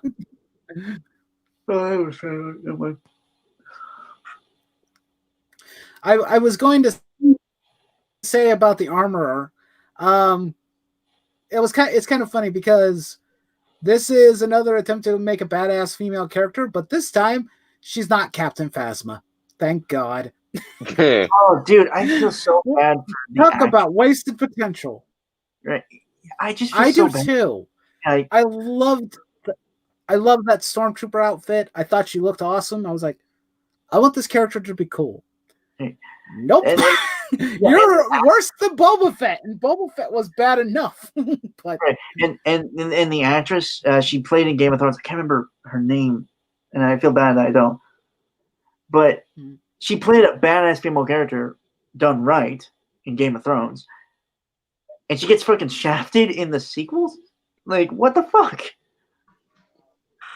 Yeah, I mean, she's kind of the Darth Maul of the sequel trilogy. Yeah. I would call her the Boba Fett of the trilogy because it's like very little is known of that character. And they intentionally try and keep her mysterious and interesting, similar to with like minimal dialogue and whatnot, just like they did with Boba Fett. But Boba Fett became endearing because, one, he looks awesome, and he did hunt down the Millennium Falcon. At least he did something right. Yeah. He didn't get into a whole lot of major gunfights in this series. But he went out like a bitch, but at least he looked somewhat like a badass in Empire Strikes Back. Yeah. Return of the Jedi, less so, but getting beat by a blind Han Solo. But they actually by dumb luck. A cool scene in Last Jedi that was better for her as a death scene, I think. Yeah, in The Last Jedi, it was better. But at that point, people had already lost interest in her. The fact that she got dumped into a garbage chute in the first one. What I mean is, like, there was a deleted scene for The Last Jedi that was extended for her death scene, and it was a lot better because, well, it was just, I think it was better. Like, I'd have to like send it to you guys, but I can't really describe it here. off the top of my head. That's It's fine. been it's been like a few years since I've seen it. I'm sure we can like spend the whole night just saying like Mandalorian is leagues better than the sequel trilogy. That's not really hard to say anyway. Yeah, can we just strip we could do down the Disney-owned Star Wars stuff to just Rogue One and The Mandalorian, please? Because I would Can we do totally be in that? favor of that. And yes, I'm okay with that. Maybe we'll keep Rebels. Maybe we'll convene and talk about it. Honestly, probably in the future when I don't have anything else to do, I'll probably do a rewrite video of Rebels. Actually, you know what? I'll be gregarious. They can keep Rebels if I somehow get Mother Talzin in live action in The Mandalorian season 3. If that happens, then all is for good. I was trying to think of something. There's what is it? There was a wink and a nod to another form of old canon that might be coming back into canon. Weaponized was talking about it on Twitter earlier today, which was in episode 4. And I was like, you know what? If you bring that character back, I'm on board.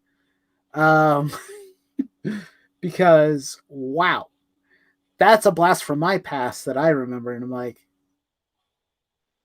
yes, please. Could you bring him back?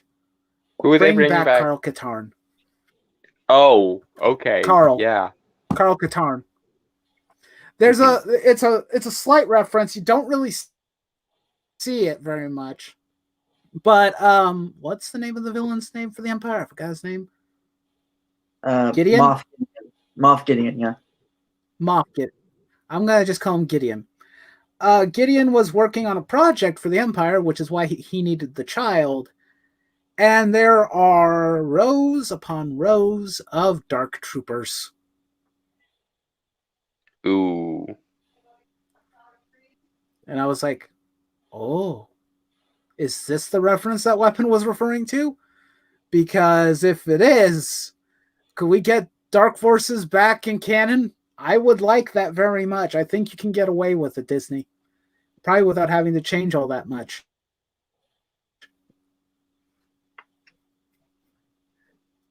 I love that video game when I was growing up. Mm-hmm. You know, it is a Doom clone, but I'm like, that was my Doom. That was my first time playing. It was a Doom, PC but with Star Wars. Where can you go wrong? Yep, definitely, infinitely better than killing Hellspawn and demons, in my personal opinion. I'm more than happy to shoot stormtroopers instead. Kyle Katarn. It was Kyle Katarn. This is Kyle? Yeah. I'm sorry, I screwed that up. I forget his name sometime. It's been a long time since I've heard that name. I actually haven't played the game. It's kind of similar to like things like Shadow of the Empire. Yeah, I did. I played the first one way back when it was out. I don't know. I think I had it, or it was on sale on Steam at one point. I just look on Steam. You can probably get it for like probably $5 to $10. You can get the entire series. Well, it was before my time. They were really good games. Yeah. Nothing wrong with reminiscing about the past. Trying out a retro video game every now and then. I like going back and playing some old games from time to time. Sometimes it's better to play the old games than go and play the new shit, because the new shit's normally and by garbage. Sometimes I mean, most of the time. I assume you mean 9 times out of 10, because modern games are pretty much clusterfuck. Depends on where they come from. Yeah. Depending on where they come from. I think there's one game from the new games that I'm interested in checking out. Cyberpunk 2077. Some people are interested in that. I'm not really all that interested in Cyberpunk. You would think I would, but I'm not that interesting. It looks really good, but I'll have to see how the reviews are, honestly, because I don't. know how the actual gameplay is. I'm actually thinking of getting my brother it for Christmas, but it'll depend on how good the reviews are when it actually comes out. Anyway, yeah, I'm more akin to playing a lot of the Japanese games because those ones tend to be pretty solid most of the time. It's really hard to trust a lot of the American developers lately, because they tend to really drop the ball most of the time, except for probably the smaller teams. Yeah, I was gonna say the indie developers and whatnot. The last game I genuinely really enjoyed was Cuphead. Yeah, I have heard good things about those Little Nightmares. Was a solid game. I've heard good things about them. Little Nightmares games, those kind of side scrolling platformers. Oh, I think I've heard of that. I don't know if I've ever checked them out before, but it sounds familiar. Yeah, I already told Brainstormer about a video that I'm working on that is about this, the game that I have not even installed into my PlayStation 4 right now, which is Final Fantasy VII Remake. And this is why I normally tend to go for smaller developers and companies, because I think they actually have a bit more common sense and care. Heck, I trust Nintendo at this point way more than I'll trust anybody else. Yeah, after all the hoopla that Final Fantasy VII Remake put you through, I hope you enjoy it. Because I remember Tifa's redesign That's not my issue. I'm okay with the redesigns. I like the redesigns. No, I know. What I was saying was I remember you getting a lot of shit because you said you liked the redesign and the hellfire that is the internet descended upon you for 5 streams worth of content. Well, let's see. It was about what? About 1 to 2 videos and 2 streams. I think about 4 things in total. But no, I'm actually refusing to install this game, and I regret this purchase. I already told Brainstormer why. I guess I'll tell you why. I was looking because I had heard about the failure of the Avengers video game that Square Enix published, and I was thinking of doing a video talking about the reasons why I don't trust Square Enix and why people should be very leery about their trust in the company. Because at this point, they are a AAA developer,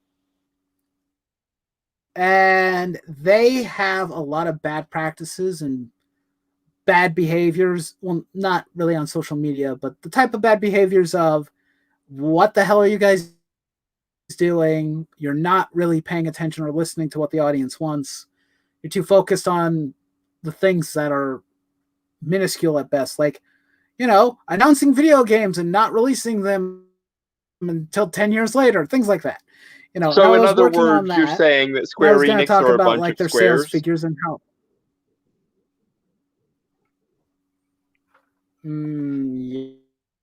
Yep. Pretty much. But the thing is that while I was doing my research, I wanted to kind of know how well Final Fantasy VII Remake did financially in comparison to the 1997 release. Oh boy! Not nearly as good. They got almost half the sales of the original. Almost, but not quite. Of course, it died. With how small the install base of the PS4 is, I'm not really that surprised. But this is why you should have released it for the PS3, guys. You would have made bank. I guarantee it. Because that has a larger install base. But anyway, well, because me and Brainstormer were talking about Star Wars, we were talking about subverting expectations. The director, Tetsuya Nomura, and the producers of this game decided that would be the best course of action for their title. For a thing that's supposed to be a remake of a classic. Completely changing and altering several important things. Not so much with character design, not so much with characters' personalities. It involves story. which to me is the second most important thing about this game. And I would wait for the video to come out, but I guess I could tell you, audience, right now. But well, if you got a video that you're gonna talk about it on, don't spoil. But like, oh my god, I'm hearing this and I'm sitting here going, but why though? But that's my reaction to every time somebody. It's gonna take a while.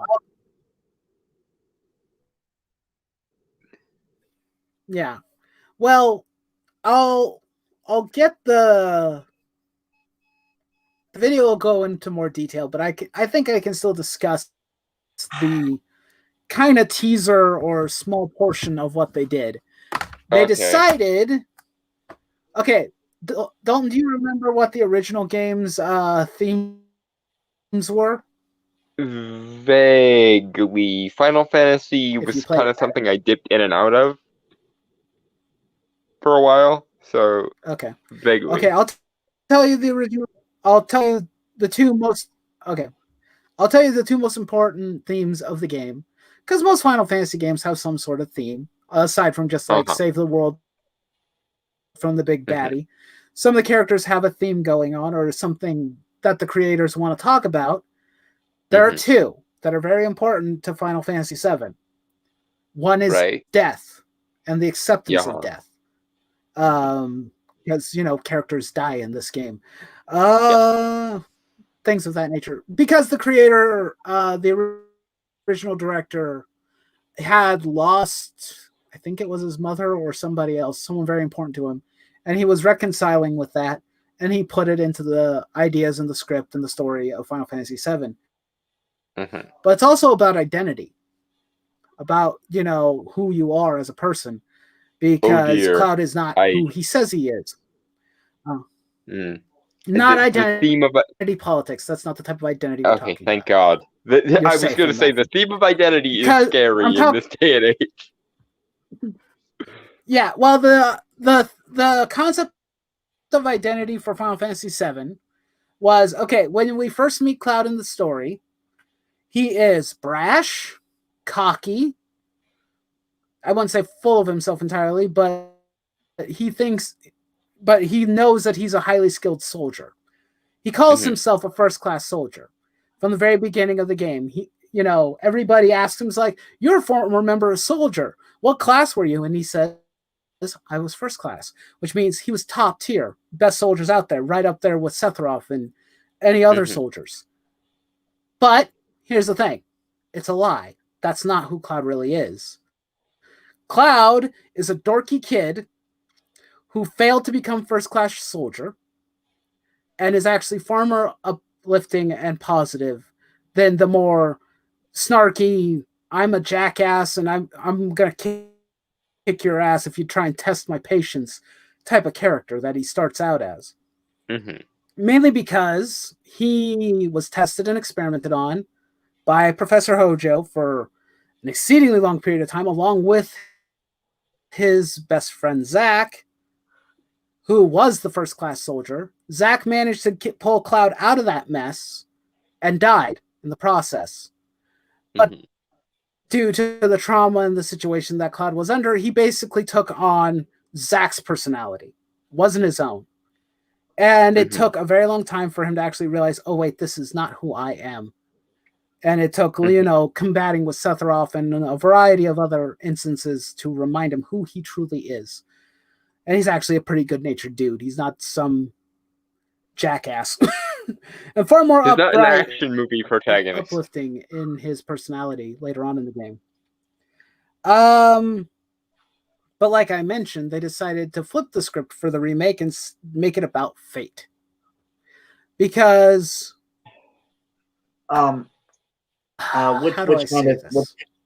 which kind of fate? Are we talking like faith as in like religion or fate as in like destiny? We're talking destiny. Like what you're preordained, what you're going to become. Predestination. Fighting fate. Okay. I just feel like right. I mean, like I mentioned, death was another important element of Final Fantasy VII. If you remember, one of the main characters in your party dies. Mm. Aerith dies in a very sad thing that brought a tear to many people's eyes. Me personally, I didn't feel that much emotional attachment to her because I normally kept her out of my party half the time.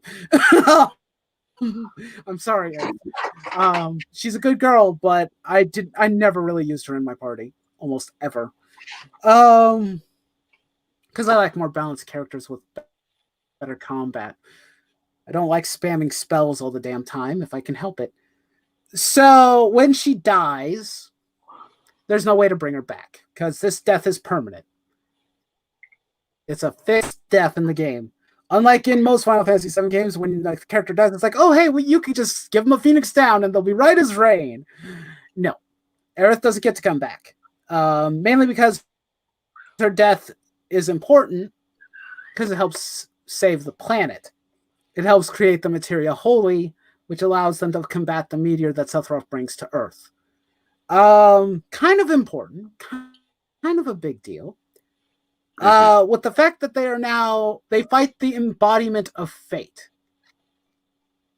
at the end of this game. Okay. I'll go into more detail about that in the original video. Right. But fighting this embodiment of fate and beating it, it's basically a Kingdom Hearts boss. Good Lord, Tetsuya Nomura. We don't give a shit about Kingdom Hearts when we're playing a Final Fantasy VII remake. So they fight fate. Mainly because Sephiroth says, hey guys, I'm going in here and I'm going to do something bad. You might want to come in here and stop me. And it's like, yeah, sure, follow the villain's advice. That's a brilliant idea.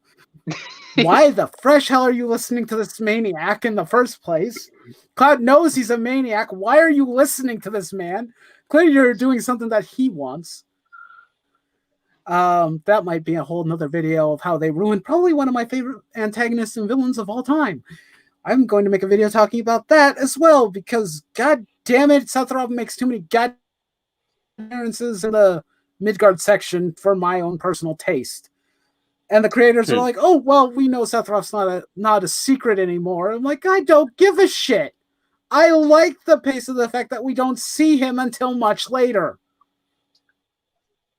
That's the point. He's supposed to. Everyone's supposed to think he's dead. Though, Nightwolf. But fan service, though. I know.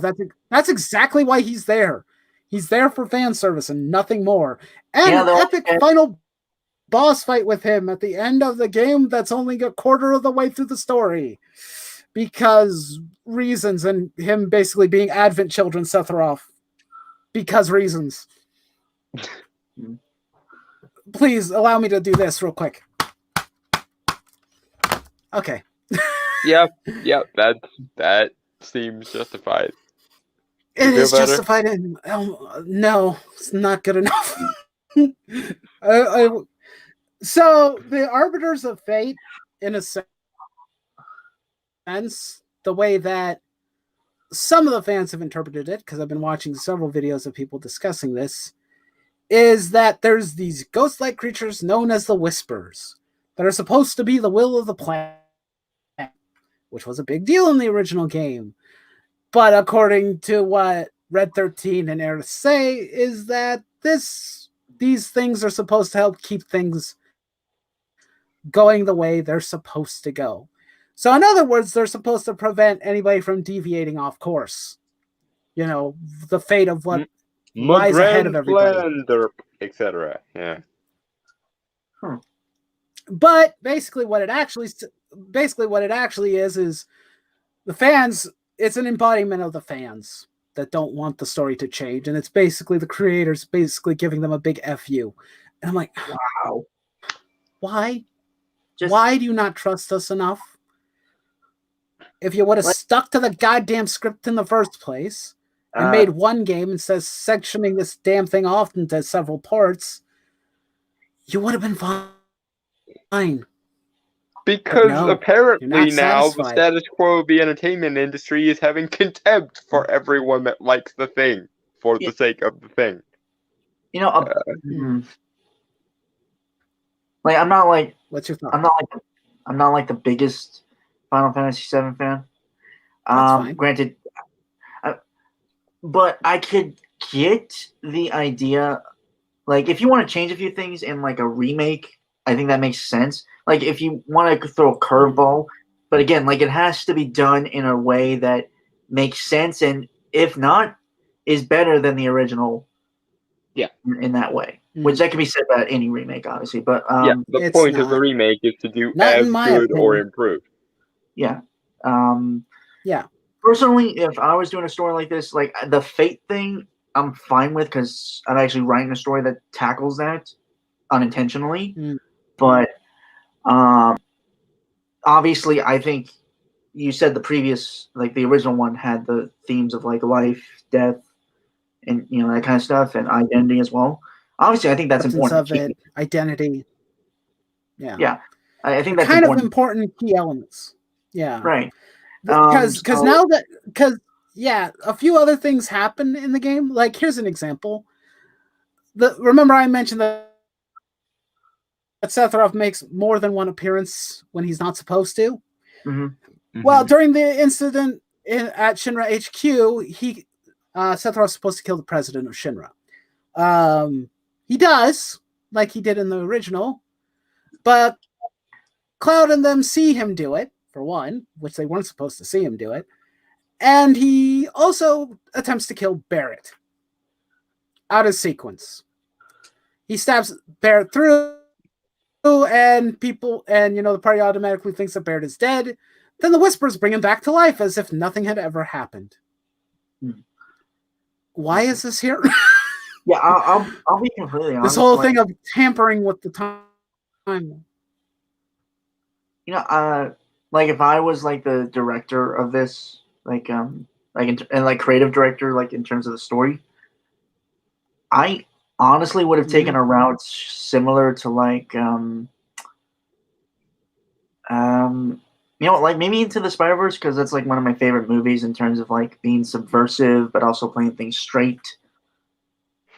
Like, and also maybe like PS4 Spider-Man, like in terms of the story where like things are gonna happen, right. But if you do it in a certain way that make you not want these things to happen or something.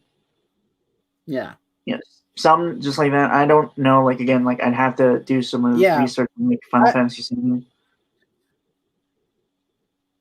Yeah. I mean, here's the thing. I know that they're doing this to maybe potentially change elements of the story for the next few parts. Because I do know that there was a lot of emotional attachment to Aerith in the original game. Like, there were some diehard players of the game and fans that tried to find because they thought like maybe there were rumors online and whatnot that there was a hidden way to bring her back to life and things of that nature. There wasn't. They just had a lot of wishful thinking. Mm-hmm. And I get it. She's an important character to Cloud as a character and everything else, but the potential that she might not die in the subsequent continuations of this story have me very concerned. And some people are even postulating that there's a potential theory that someone else in the party might die, like Tifa instead. And I'm like, oh boy. Okay. And I don't know. I wish I knew. I don't know why Tetsuya Nomura and his crew think that this is a good idea. It is stupid. It's Kingdom Hearts levels of bad writing. It has Tetsuya Nomura's grubby goddamn fingerprints all damn over it. Yeah, and he screwed that up too because he made it convoluted and makes no sense anymore. It's a joke that Kingdom Hearts doesn't make any damn sense. The fact that you have to play you basically have to play every game, and I do mean that. Every game, including all the spin-offs, just to make goddamn sense of the plot. I only played the first one. For Kingdom Hearts 3. And even then, you're probably not going to understand a damn thing of what's happening. There are videos on YouTube breaking down what happens and explaining everything. It's like, when I have to watch like probably about almost an hour-long video explaining how the hell this is supposed to work, I don't think you did a good job. But that's boy. At least Kingdom Hearts is meant to be lighthearted enough that it not making sense sort of fits the mold. But Final Fantasy VII isn't like that, or at least it wasn't like that the last I knew of it. Well, here's the thing. I'll craft my own theory for why they're doing this. Because Final Fantasy VII, still to this day, is their most popular game to date. Mm-hmm. And they know that. They've known it for years. That's why they put Final Fantasy VII into whatever they possibly can. If they stuck to the original story and decided to make a remake, a traditional one, where the game is beginning to end, one whole game. Here you go, fans. This is what you wanted. Maybe expand a bit on a few things. Maybe add some stuff. Mm-hmm. If they had done that, they couldn't continue to milk the thing. So in other words, they get to do whatever it's like they that. want. It's like that song from the Tom and Jerry movie. We've got to have money. Yeah. That's my going theory of what Square Enix is planning here. Because another important character death, which I mentioned, which was Zack's death, is now up in the air. Because we see him alive by the end of this game. Potentially in another timeline. Who knows where he is. Just why? But like I said, I see the reason why. I know I know the cynical like we've got to have money explanation of why. I'm talking about in universe or in like any sort of creative realm. Why? So I'm just gonna put my baseball back down. Before you throw it at a wall or the monitor potentially. Please don't do that. Or break your desk again. Yeah, don't do that. Right. But yeah. I can see the writing on the wall because they already decided to separate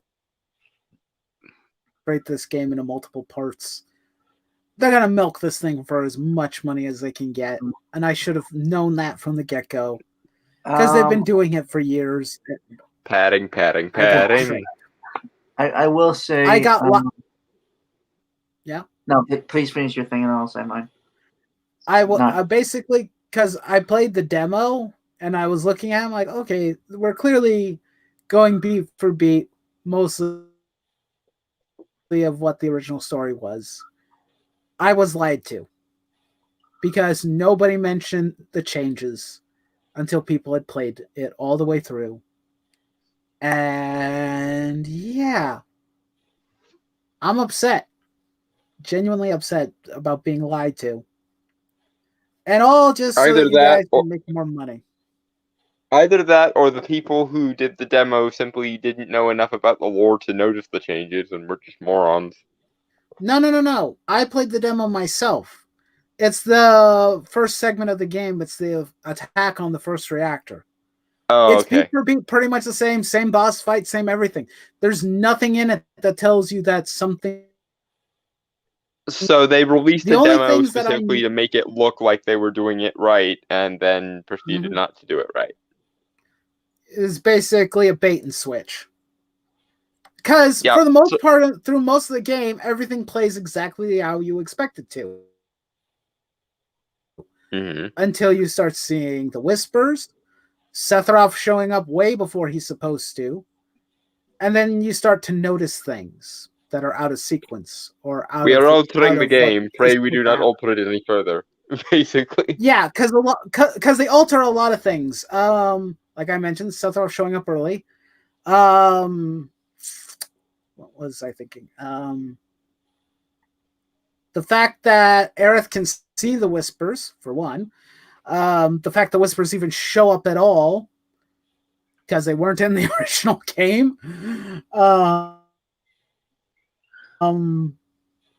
What else? Biggs and Wedge surviving. They were side characters that were supposed to die. They were all members of Barrett's team of Avalanche. All three members of that, Barrett, Jesse, and Wedge, or not Barrett, Biggs, Wedge, and Jesse die after the second reactor bombing because Shinra attacks where their base of operation is and destroys the plate. Now that's up in the air. We don't know if they're all dead or not. Biggs is alive for sure. Wedge is probably still alive and kicking. Jesse, maybe not so much, but they're alive now. They're okay. They also do something other. There was other things like one of the Shinra guys. I can't remember the group's name. They're those guys in the suits, and his name is Reno. He's the one who you meet at the place where you meet Aerith for the first time at the church. Cloud tries to kill him, which he didn't do in the original game. He just tries to get Aerith out of there.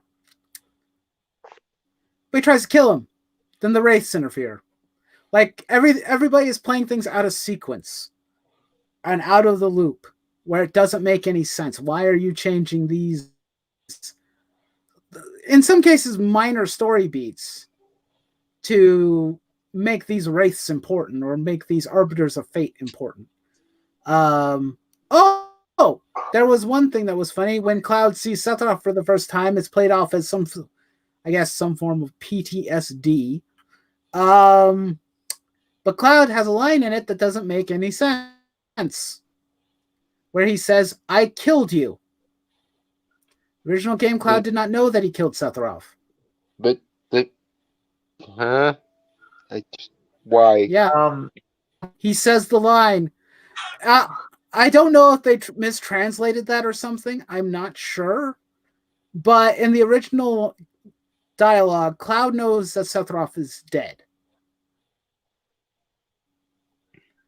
He hadn't been seen for several years. Everyone assumed he was dead because they never found his body. Wasn't that kind of important to the whole reason about why he was doing the whole behind-the-scenes puppet mastering bullshit?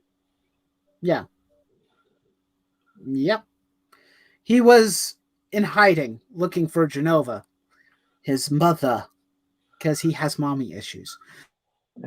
But in the original story, you know that Cloud, Zack, and Tifa engaged Sephiroth at the Nibelheim reactor.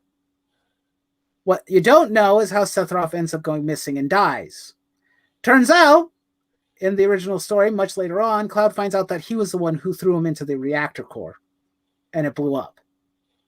So Cloud killed him, but he's not supposed to know that right away. But in this game, he already knows he did. I'm like, wait, what? How? How does he know that? He's not supposed to know that. He's supposed to be using Zack's memory. All the dramatic tension just gone because stupid. Yep. Like I said, everything is out of order, out of sequence. None of it makes sense. Professor Hojo even makes a comment that the Wraiths try to stop. And I'm like, cannot be bothered to give a shit. Because it's like, he's not supposed to say anything when he sees Cloud. He's not supposed to recognize him. But he's about to say, it's like, oh, I remember you. Then, Wraiths show up. Have to get Hojo out of here. We can't let him say anything that's out of order. You're trying to make this thing where the Wraiths are supposed to be unintentionally preventing any type of changes while also making it so they change things. It makes no damn sense. Convoluted bullshit. Right. Morons. Entire morons. And I've gone on a complete tangent. No, it was justified. I'm feeling like I want to face palm several times by proxy. I can understand your pain. I get a lot of tangents from Dalton, so I'm used to it. Yes, well, I think everyone who's ever talked to me on the internet can say the same, because I don't have many settings other than entirely quiet or tangents. Right. Yeah. I was gonna say, because it does sound bad. I'm not gonna lie. It does. It sounds so convolutedly bad that it makes Well, I don't know what else could be considered worse or better by comparison, to be honest, because nothing is that bad. What could be worse? Kingdom Hearts level of bad storytelling of convoluted bullshit that makes no sense. Or that late contradicts season itself Once constantly. Upon a Time level of convoluted like I bullshit. said, has Tetsuya Nomura's fingerprints all over it. I just wanted to say that I never watched that show, so I'll just take your word for it. Oh god, it's so someday there will be a rant on the fucking clusterfuck that was Once Upon a Time on my channel. It won't be today, it won't be tomorrow, it won't be anytime soon, but there will come a day where I will settle up the debts I have accrued from that show's fucking stupid writing. The video I have planned, I'm gonna touch on most of these things already. I'm completely okay with talking about most of it now, because doing it in a short form video, because most people are going to watch this stream, they might duck out of it, they may not even talk about it. So if I put it in video format, it'll at least be consistent and it'll stick to the topic better anyway. So I'm okay with talking about the topics, and probably the only reason why I want to talk about it now is because the game was nominated to be Game of the Year. And I'm like, oh, good God. Are you fucking kidding me? Well, it is Final Fantasy VII, so title-wise. Yeah. Final Fantasy VII, the last... Yeah, the nominees for Game of the Year: Final Fantasy VII Remake, The Last of Us 2, Animal Crossing, Doom Eternal, and Ghost of Tsushima. And I'm like, 3 of those games I could see here, but those 2 is a bit more controversial choices, my friends. And I think some people are predicting that The Last of Us 2 is probably going to win, and I wouldn't be surprised if it did. Because gaming reasons. Why? Because it's... Oh, believe you me, I was like, why indeed? Probably most of the people who have played the remake, some of them are probably okay with that. They probably like, yeah, this is a great game. I love this game. I wasn't expecting these things, and I was surprised, and I'm happy, and I'm looking forward to the next one that probably will take another 10 years to make. It'll be on the PlayStation 6. Or something to that nature. I'm joking, but it's Square Enix. This is their habit. It is inevitable. Habit I have yet to see them break. You want to know what's really sad? They could have done an actual normal remake of this game. It would not have been hard to do, because they've done it before. They did 2 remakes of classic Final Fantasy games. They made a remake for Final Fantasy 3 and a remake for Final Fantasy 4 on the DS. And both of them were fine. They added some stuff, but they stuck to the original story almost entirely.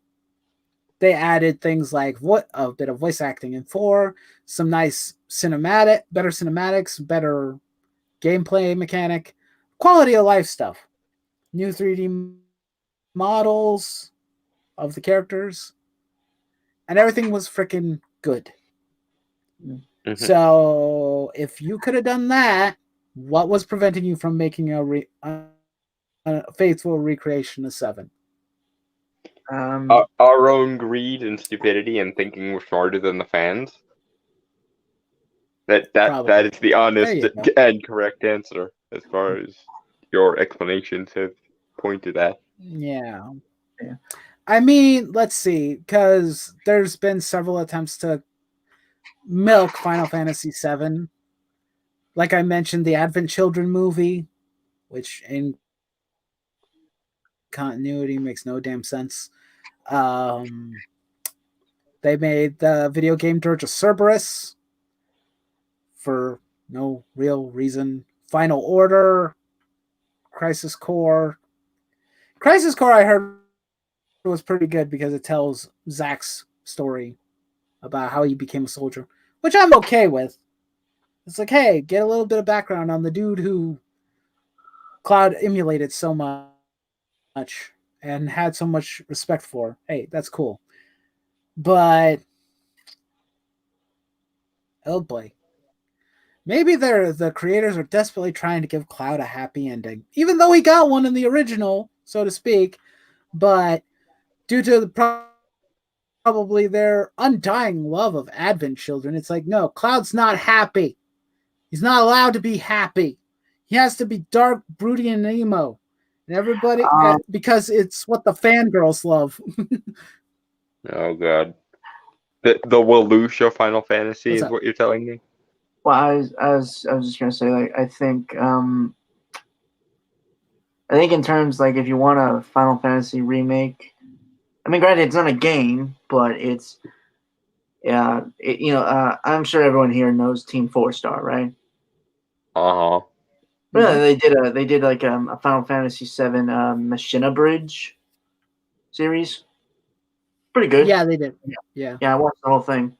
First Final Fantasy. Yeah, for Final Fantasy VII. I haven't watched through all of it. I did watch some of it when it first started coming out, and it was really funny. I enjoyed that. Yeah, it's good. It's the same type of writing from DBZ Abridged that I like. Like, it's funny, but it's also it's just like, it's very good. Yeah. Like, I think if the creators of Team 4-Star did that in a video game, did that for like the remake, I think it could have been better. Yeah, probably. In terms of story. Yeah.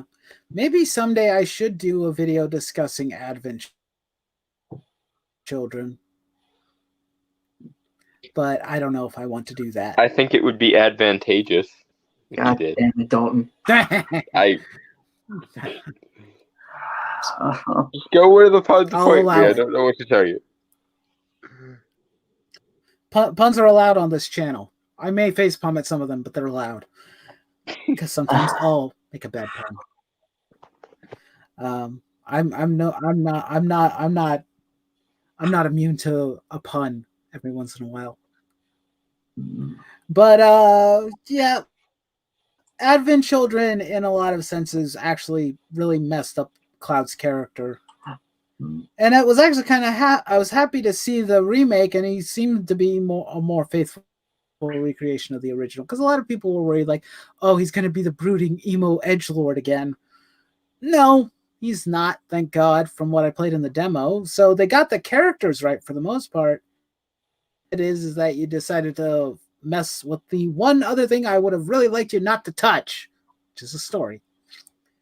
If you would have stuck to the script, I wouldn't be here right now complaining about your bullshit. Like I said, you get to fight Advent Children Sephiroth, where, he's planet level destroying shit, messing with buildings and throwing them at you because he's a god. And I'm like, why? And that's actually kind of funny, because obvious fan service, because they're doing like a shot-for-shot recreation of some of his scenes from Advent Children, where he's like raising his hand up ever so slowly, where he's preparing to throw buildings at Cloud. And I'm like, I've seen this shit before. I saw this way back in the day when you made Advent Children. I don't remember what year that movie came out, but I've seen this shit before. Sephiroth, yes, he's planet ending, but god damn it, I don't want to see this right now. We're supposed to build up to this final climactic battle where he's, near godhood status and is beating the ever-loving shit out of you. I want to wait to see that at the end of the story, not at the beginning of it. I want him to, like, throw meteors at me and shit. I feel like this is the moment where Team 4-Star Krillin would go, Thanos did it. because of the thing from Infinity War with the moon. Yeah. The one thing, one aspect of my favorite scene from the Infinity Gauntlet comic that they kept, and they didn't even do it right because the moon isn't actually intact the entire time. God damn you. Yeah. But never mind. Yeah. I mean, it was kind of funny, the whole Advent Children fiasco. The entire story is hilarious. I mean, you have three guys or 3 characters, I forgot their names, who are looking for their mother. In particular, they're looking for Genova. And they want to create a reunion with their mother. I'm sensing a theme and a pattern here. And, well, the reunion is bringing Sephiroth back from the dead. So the Sephiroth that Cloud fights in Advent Children isn't even the original. He's just a duplicate copy. Of course, Sephiroth does have clones, so it kind of makes sense. But it was so weird. I was like, why are they all doing this? I mean, you had this weird disease going on that apparently the planet was pissed off because of what happened in the original game, and it's punishing the people by giving them a disease called stigma. I'm like, why would the planet hate humanity so much that it would send a disease to try and kill it off? I don't understand. Because like every other bad environmentalist movie ever, the mankind was the true villain all along. Man, yes, that. Well, I mean, that was a theme in the original too. Actually, it was the third theme was environmentalism, because Shinra is literally bleeding the planet of its resources. It's Mako energy and is slowly killing the planet. That's why Barret creates Avalanche to fight them. So it's like, okay, yeah, environmentalism is bad, but at least the entity that is environmentalism is a company, not people. It's the company that's the evil, not the entire planet of people who are just trying to live their lives. And then the planet's like, you know what? I freaking hate you all. Now I'm going to give you a disease. Because they went to the Fern Gully School of Writing, apparently. Apparently, I guess so. It was really weird, and it didn't make a whole lot of sense. The children were kind of the 3 dudes who want to see their mother again were kind of funny in their own way. They were comedically evil, and it was hilarious to see that. I still am upset with how Cloud was treated. It's like, he kind of had accepted and moved on that Aerith was dead, but now apparently no, he's mopey and sad, and he doesn't want to hang out with his friends anymore. He took his ball and went home, and he doesn't want to engage or talk to them at all. He ignores all his cell phone calls. Why, I don't know. Of course, he'll answer a call from frickin' President Shinra, a.k.a. Rufus. Sure, he'll answer his summons, but he won't talk to Barret, Tifa, or anybody else. No. That's too much for him, apparently. And everyone's like, dude, get your shit together. What the hell's wrong with you? I don't understand it. It was so bizarre and weird. When I originally saw the movie, I thought it was cool, but then after, you ponder on it a bit, and why it don't make no sense. If Cloud got closure for the death of a close friend and someone that, in a sense, he loved, why would he be going back into that sort of depressing situation? Because the plot needs that to happen, therefore fuck you. Well, I mean, here's the thing. I know that, like, when a real-life death happens to someone you're close to, sometimes, it doesn't completely go away. Sometimes you'll remember it. I know that happens to me sometimes. But reminiscing on it so much that you're so depressed that you can't function normally about it, being so hung up on it as a character doesn't make a whole lot of sense. Because he had moved on. Needed it to happen, that's why. Yeah, it has to be an integral part of this plot too. The mother that everybody was searching for is her! Surprise! Because she's the one who cures the stigma and saves everybody. And it was actually kind of funny because Cloud sees both her and Zack together at some point, or when he's talking, she's all he says, Cloud says mother, and she's like, calling me that. I'm like, I don't know, because you're the will of the planet now? You're kind of Mother Earth in that sense? And it was kind of funny. Zach's like, sorry, kid, you're a little bit too old to be adopted right now. And I was like, you know what? That's the only one of the few good lines in this movie because it's hilarious. Shade. It's like, go back home, Cloud. You need to go home. Go get Tifa laid and have a kid already. Good God. So, in other words, get your head out of the clouds. Okay, that was a good one. I'll give you that one. Yeah, that was moment. That to me, that was kind of funny when they did that. The whole thing of, it's like, why does everybody keep calling me mother? I guess with the remake, what they're trying to do is they want to give Aerith a happy ending and Zack a happy ending because they were in love with one another. So it's like, they deserve a happy ending.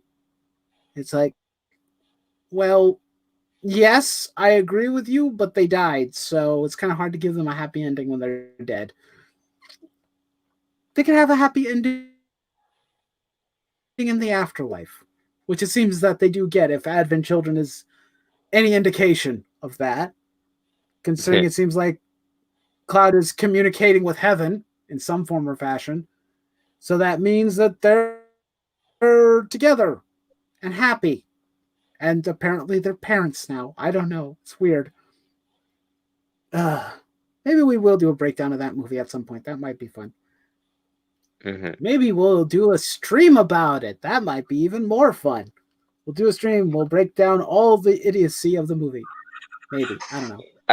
I can sense the incoming MST3King. I don't know what that is, but okay. MST3K? Mystery Science Theater 3000? Oh. Well, I don't want to get copyrighted.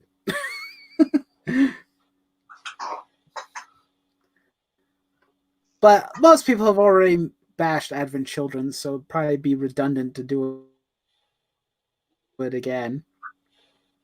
Well, but we've never done it, is the thing. Who knows what individual insights we might bring to it. Plus, people like seeing you suffer, and angry YouTubers are funny YouTubers, and therefore are successful YouTubers. This is true. People do like watching me suffer, if any indication of all the happiness and joy I have in my life. Or at least, the happy videos that I make. No one wants to see that. They love to see me rant and rave and be upset, though. And I'm like, guys, I do more than upset content.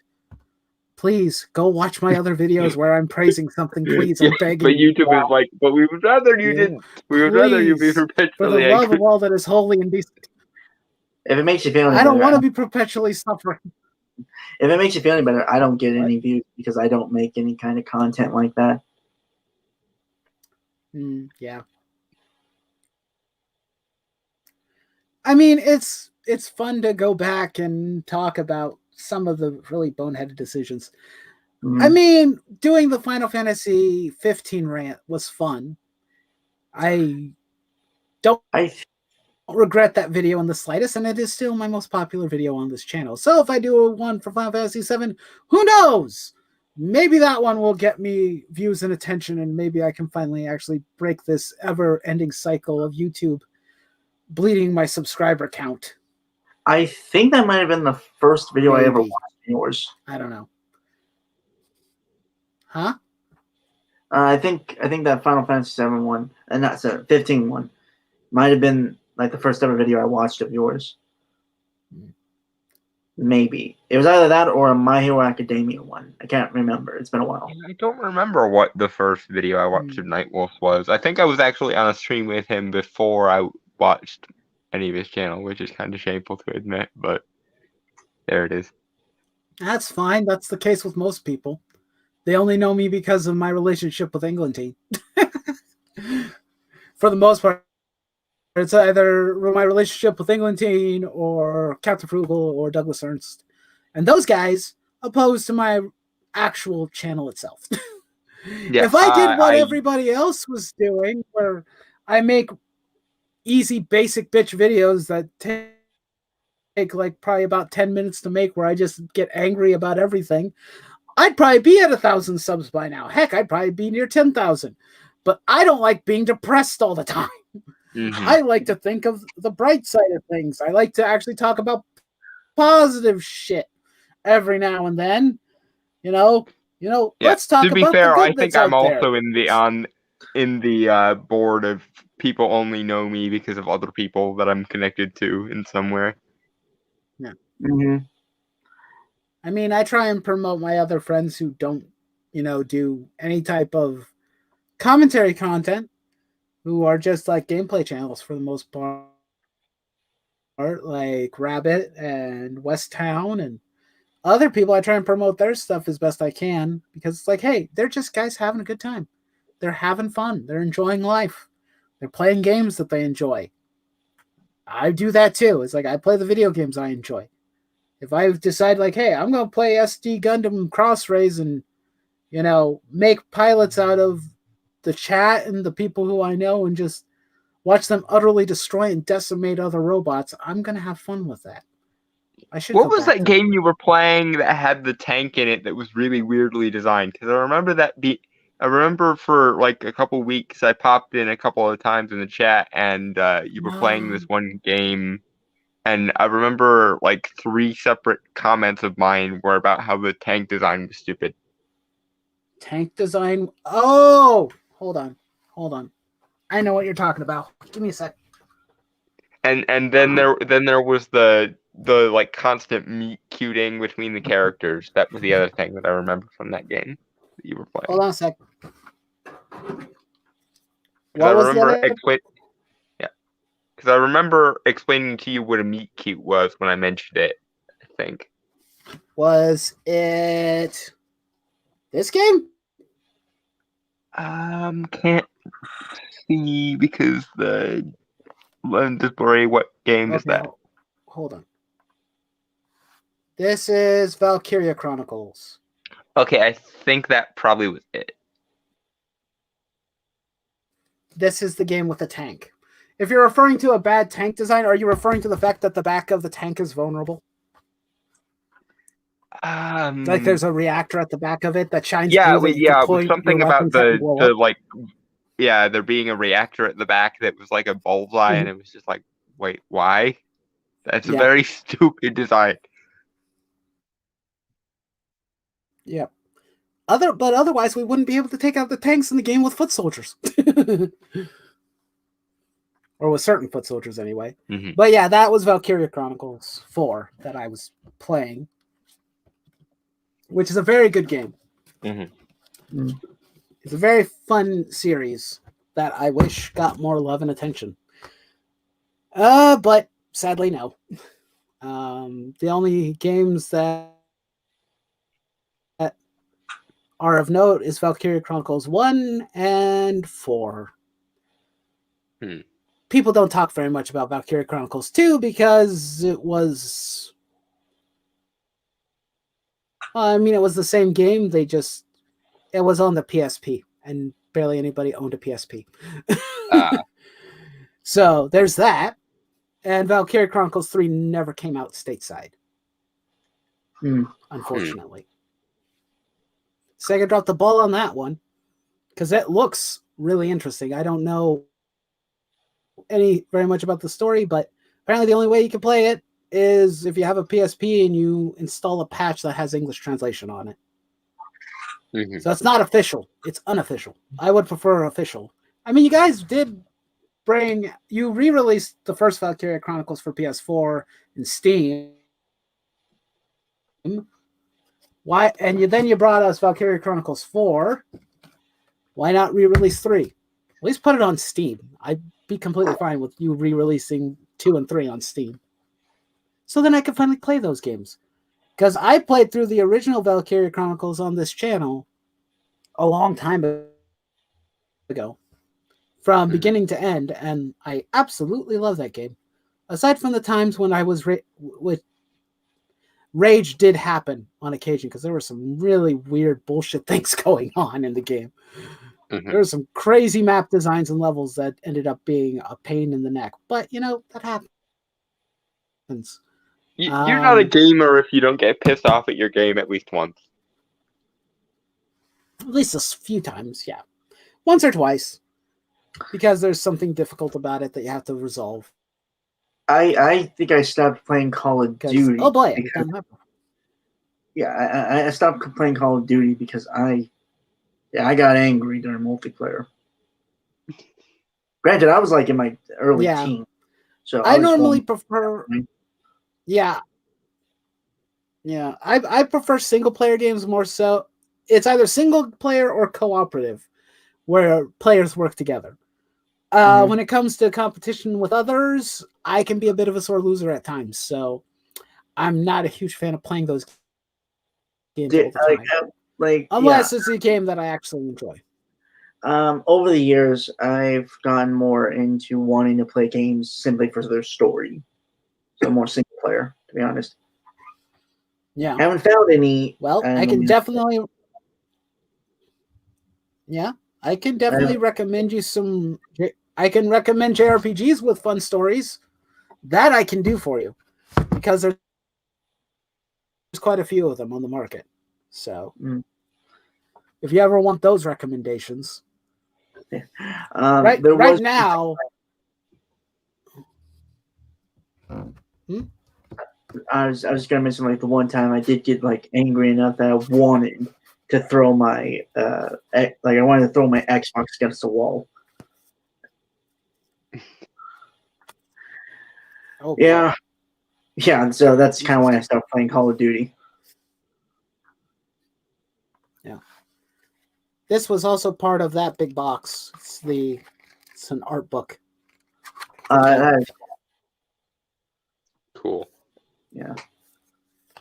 I really wish that this notebook was leather, if I'm being honest, because it's made of normal book material, and it got ripped. Oh no! I think it would have been better off if they put this in as some sort of hardcover, or maybe because this is supposed to be like a war journal. It would have been better if it was like in some sort of like relatively pseudo leather of some kind. It would have been better. Yeah.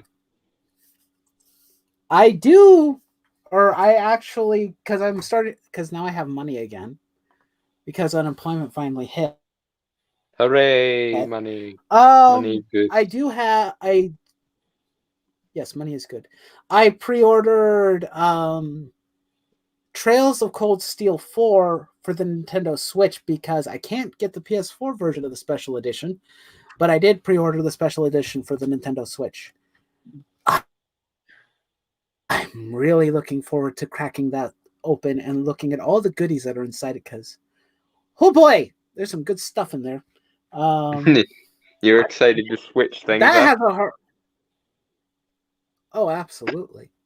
I don't play my Nintendo Switch very much because I don't have very many games for it, but I do like it quite a bit. Definitely like it a lot more than my PS4. Although you probably wouldn't be able to tell since I don't really spend a whole lot of time on either system very much. But I've definitely hello, cat. In more recent, sorry, my cat being stupid. That's not a bad thing. It wants to visit and say hi. That's okay. I don't mind. But like, I was playing. I think in the last like several months or so, I played way more like Fire Emblem Three Houses than I've played on my PS4.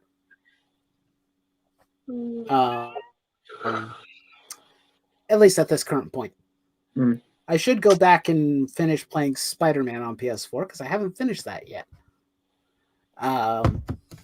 But I only have 2 Nintendo Switch games, and both of them are Fire Emblem related. I don't even have Legend of Zelda Breath of the Wild or Super Mario Odyssey yet. For shame. I know, terrible person.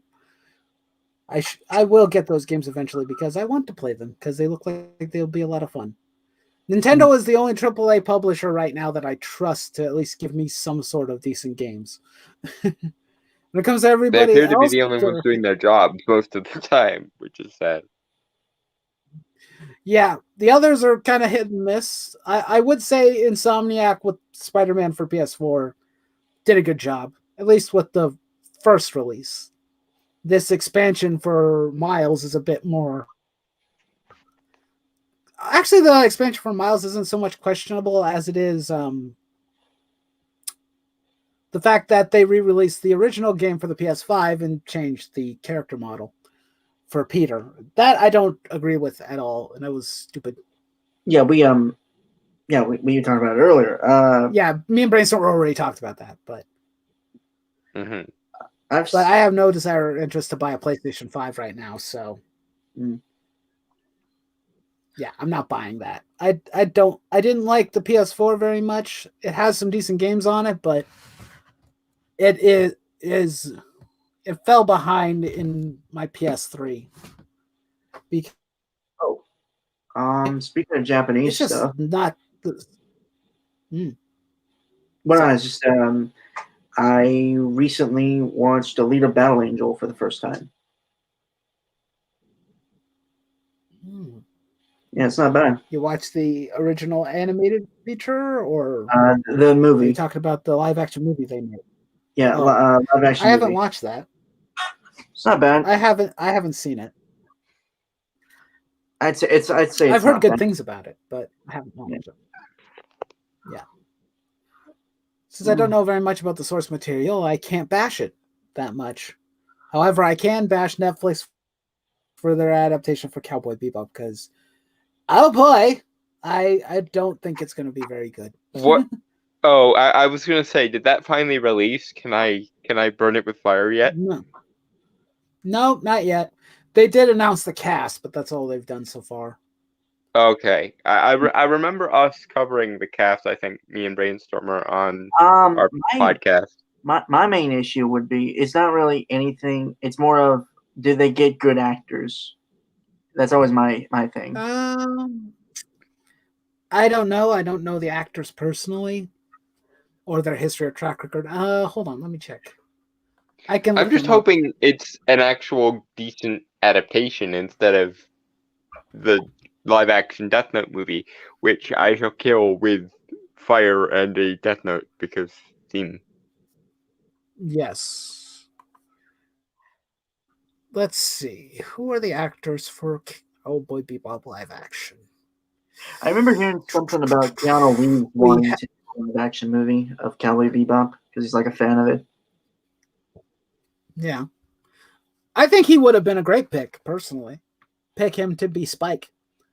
Keanu can basically do whatever he wants as long as he doesn't fuck up Constantine in the process. Again. Yeah. You gotta let it go, Dalton. I'm not letting it go. We have Matt Ryan now. I don't have to settle for Constantine anymore. Let's see. Main actors for... Okay, so they're going... Cowboy Bebop's going to be 10 episodes long.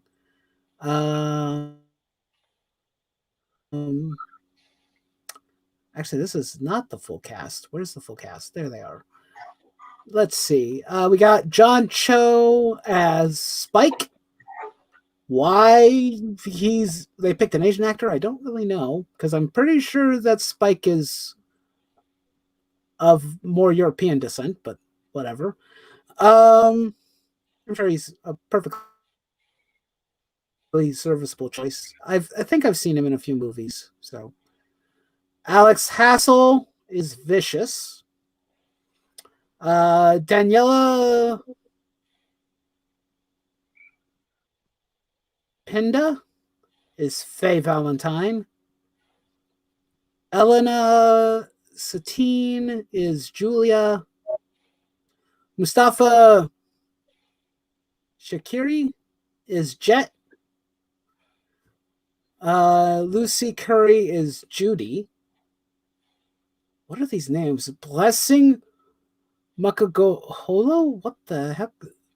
Santiago. I don't even know. Rodney Cook is Teddy Bomber. I don't remember that character. Arlo Green is Salts. We got Collie Nell as the Thief. Jay Paulson as Hikem. Um.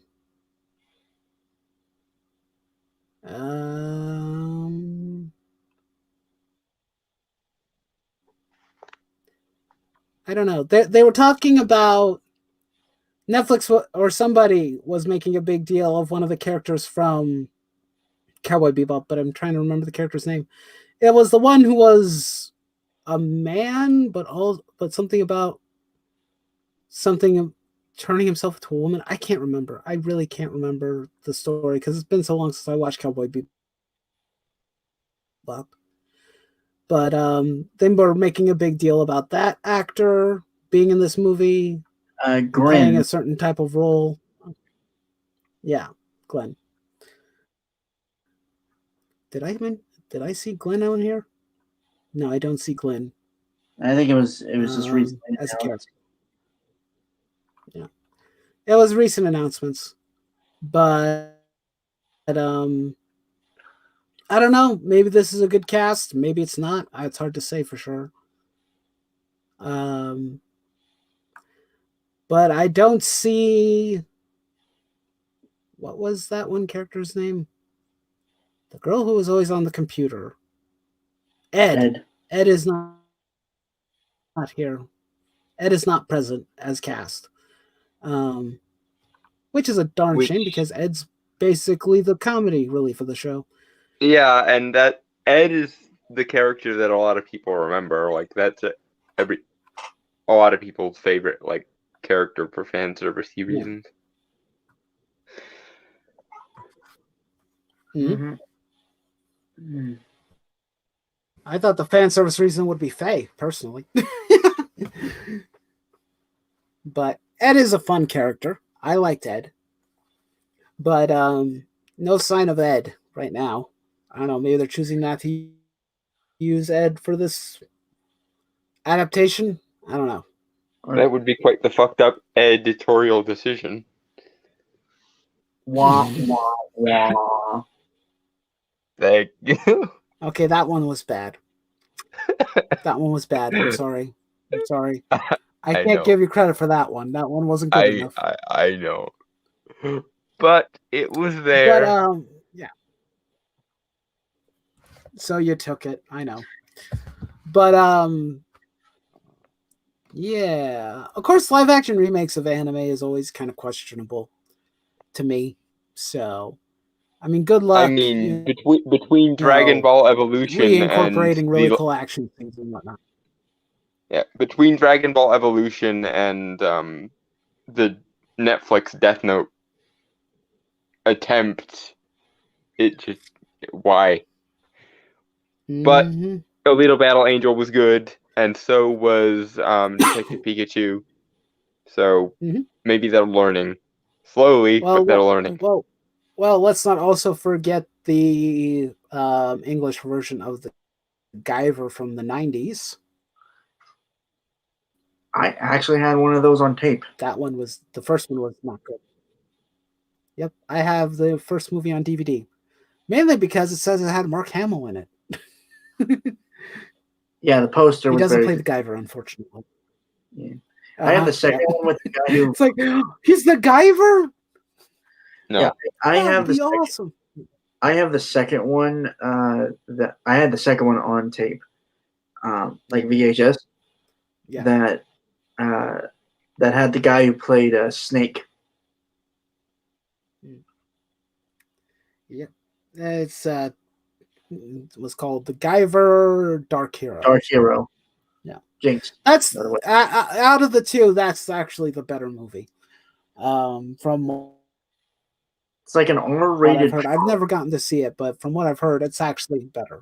Huh? Yeah, it's like an R-rated Power Rangers, like how that Anyone remembers that R-rated Power Rangers movie short film thing?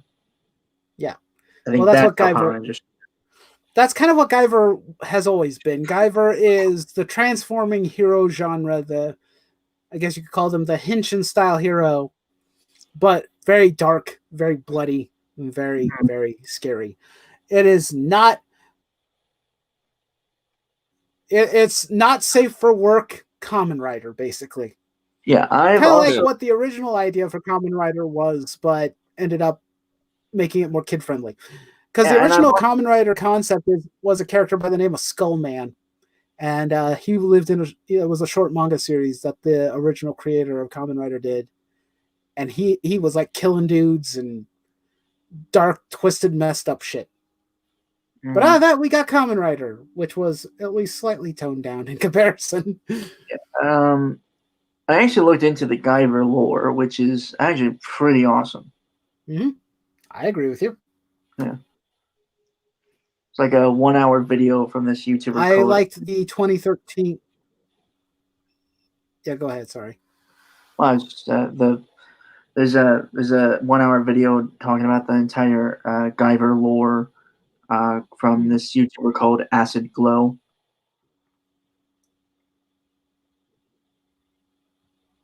Uh-oh, we lost Dalton. Oh, he doesn't advertise. That happens. Yeah. We'll see if he comes back. But yeah, the Guyver is a really, really cool idea and a really cool show. The originals were like there were some mangas and then they did a few OVA series, but I think the 2013 version of it was the only one where they actually got a chance to actually really do like almost full-length series. Still ends really weirdly, but Dalton, are you there? Yes. Hello. Okay, good. I just didn't want to interrupt you. Yeah, it's just StreamYard being weird. To make sure your audio for a second, but I'm back. Hello. Yep. But yes, Guyver is awesome. Well, the one thing that's actually kind of interesting is that Kamen Rider did eventually do basically, I wouldn't say their version of Guyver because it's Kamen Rider, but they brought back an old concept of a Kamen Rider because they had this old Kamen Rider called Kamen Rider Amazon, and they did a revamped, dark, gritty version of that called Kamen Rider Amazons. And oh boy, did they go with the dark and depressing blood, murder, death, all that kind of stuff. I'm like, Kamen Rider, normally for kids, not anymore. Not this version. This one's for the adults in the room who want to see some dark and messed up shit. They wanted some more blood and gore in their Kamen Rider. Yeah, I've always been a fan of like the tokusatsu, henshin kind of stuff. To the point where I've worked on something that is like a space opera of like Power Rangers. Mm-hmm. I haven't gotten to really work on it as of late because I've been busy with other stuff, but it's in the works. So many projects. So many. Yep. Oh, believe you me, I've got stacks of them myself that I never have time to work on. And it happens all the time. I don't know how to properly execute anything at this point. The burden of an artist. So many projects and not enough time to actually execute anything. Because I get ideas of other story ideas and I want to work on those a bit, and then I shift and switch between those constantly, and it's like, well, yeah, no, dude, I know what you're doing. I think I started working on my Lovecraft video that I promised I would make today, and I realized I have no idea how to actually start this episode. Fuck, like I'll get like memories of the rant that I want to do like halfway into the episode, but then it gets to the point where you actually have to start the episode, and it's like, how do I get from the beginning of this to where I want to go with the rants? Like, I completely forgot. How do I begin this? Yeah. That's a good question. Very good question. Very tough question. Which is why I script my videos. I don't script anything. Yeah. YouTube. I feel like I'm like what you get is exactly what comes out of my mouth, pretty much. Mm-hmm. Well, I script it in a way that's what I'm thinking, Yeah. So yeah. Granted, I mean, on my occasion, videos, well, my videos have more of a structure to them than you guys because you I just was just gonna, yeah, yeah. I would say that. I mean, I sometimes will write an outline of stuff that I want to say, but all of it is free form for me. I don't have the time or the patience to write a script out a lot of the time because I'm actually an incredibly slow writer. So actually coming up with a script and writing stuff out, it's also probably the reason why a lot of my story ideas and whatnot aren't finished because I don't really in my head everything is like super fast. I've got an entire like thing written in my head, but actually putting it up on paper will take 8 is hours for like, yeah.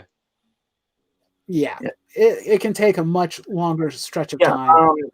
I think it's kind of somewhat inverse for me on the fact that if I try to just go out of my, I just go off the top of my head, it'll be so super long just on the fact that I'll talk about this and then I'll talk about this and this and this and this. I'm just going all over the place.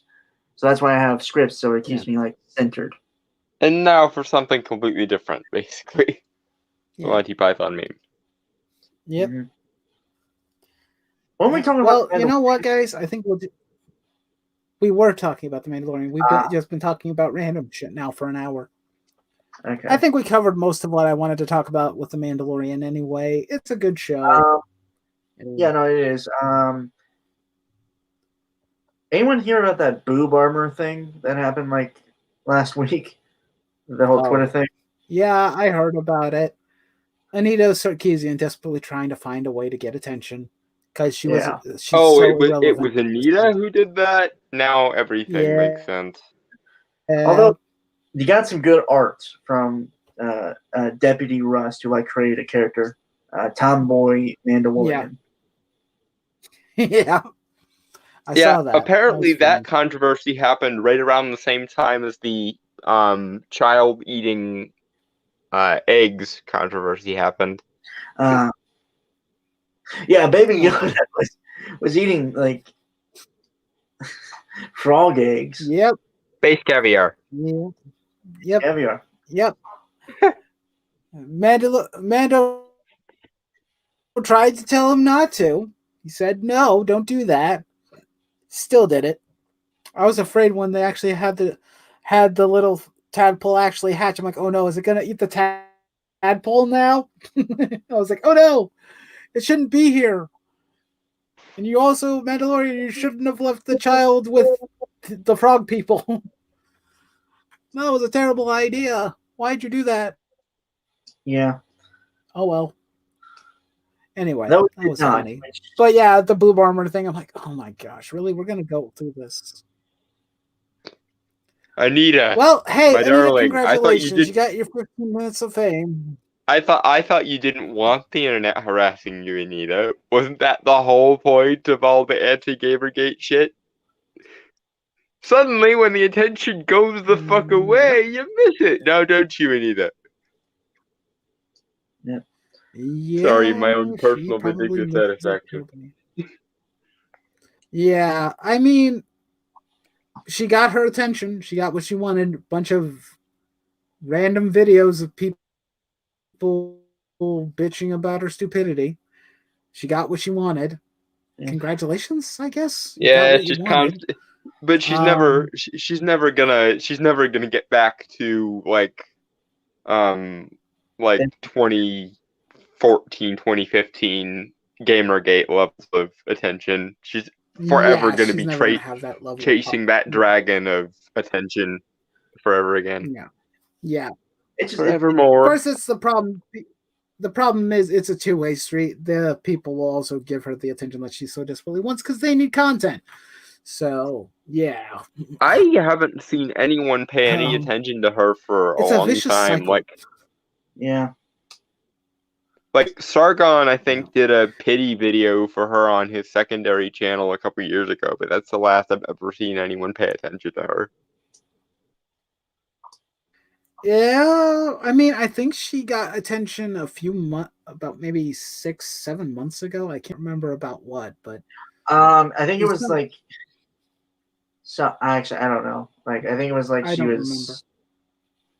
So I It don't had know. some, it had something to do with the gaming industry.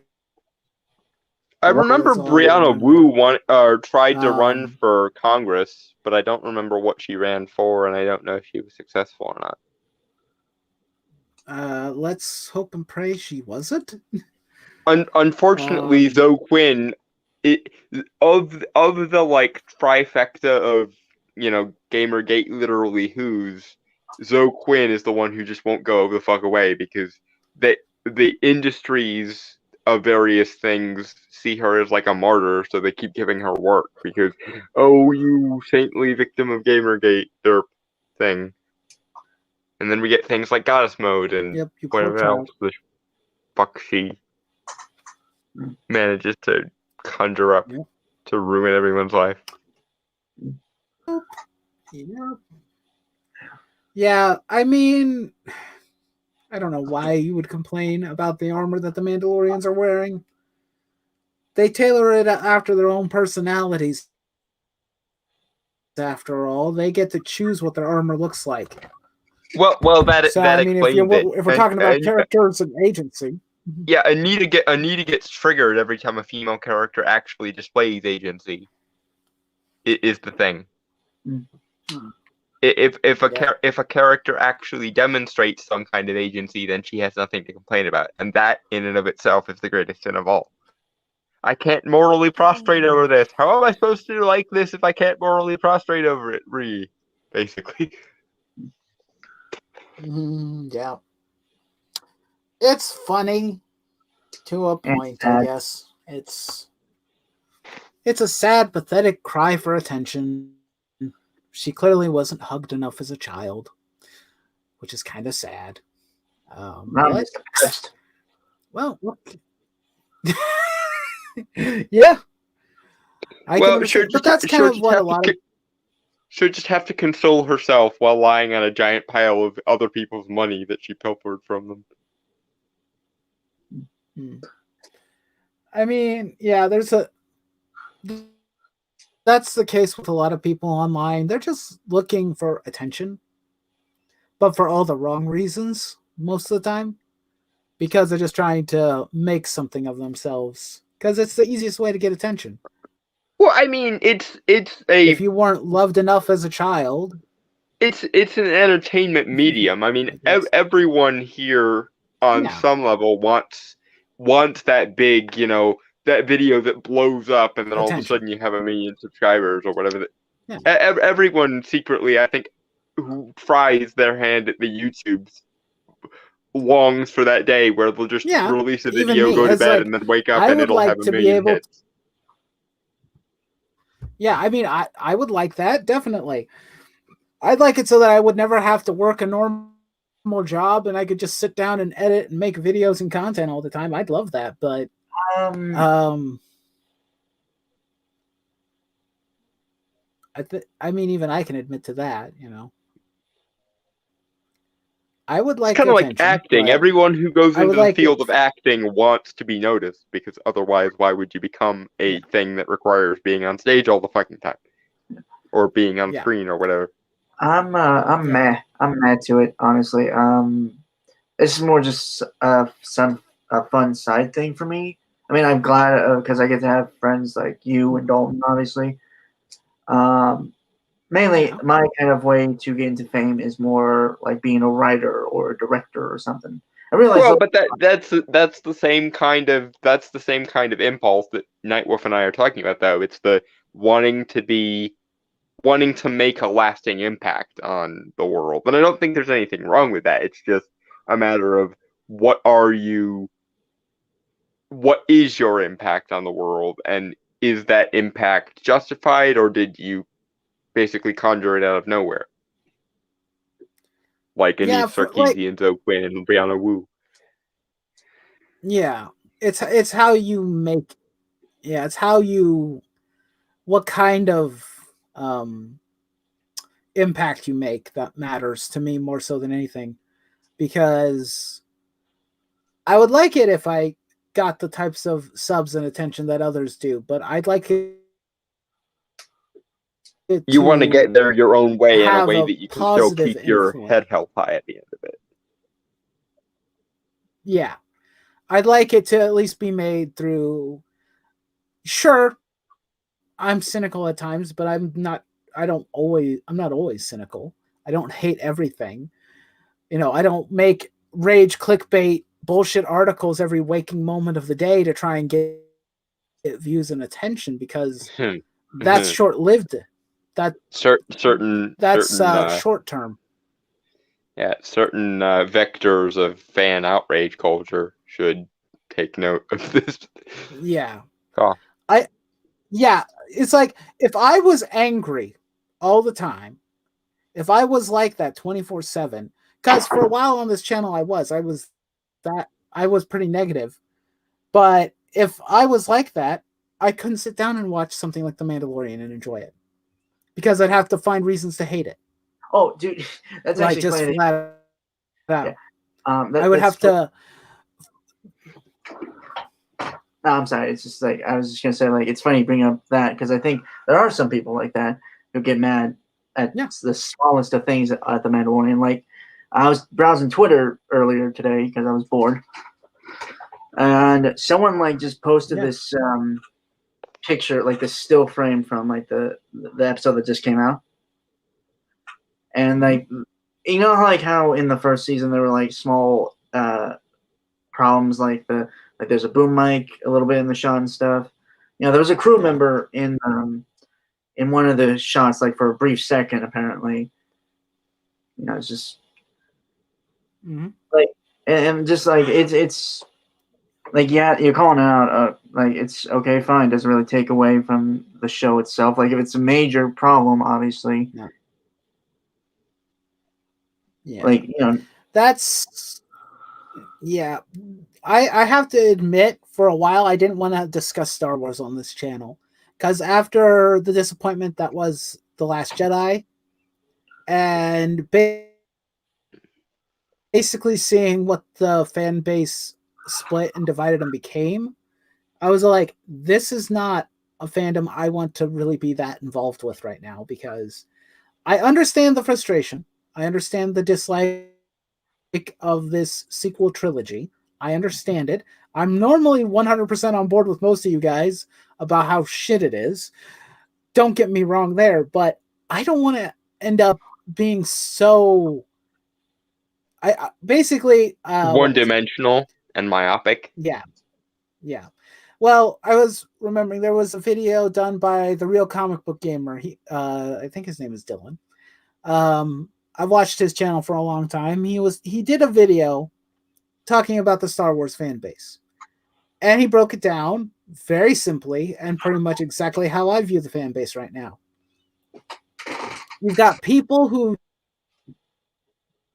sequel trilogy as if it's the greatest ever, and some of them, especially larger YouTube channels, are talking down to the audience that hates it.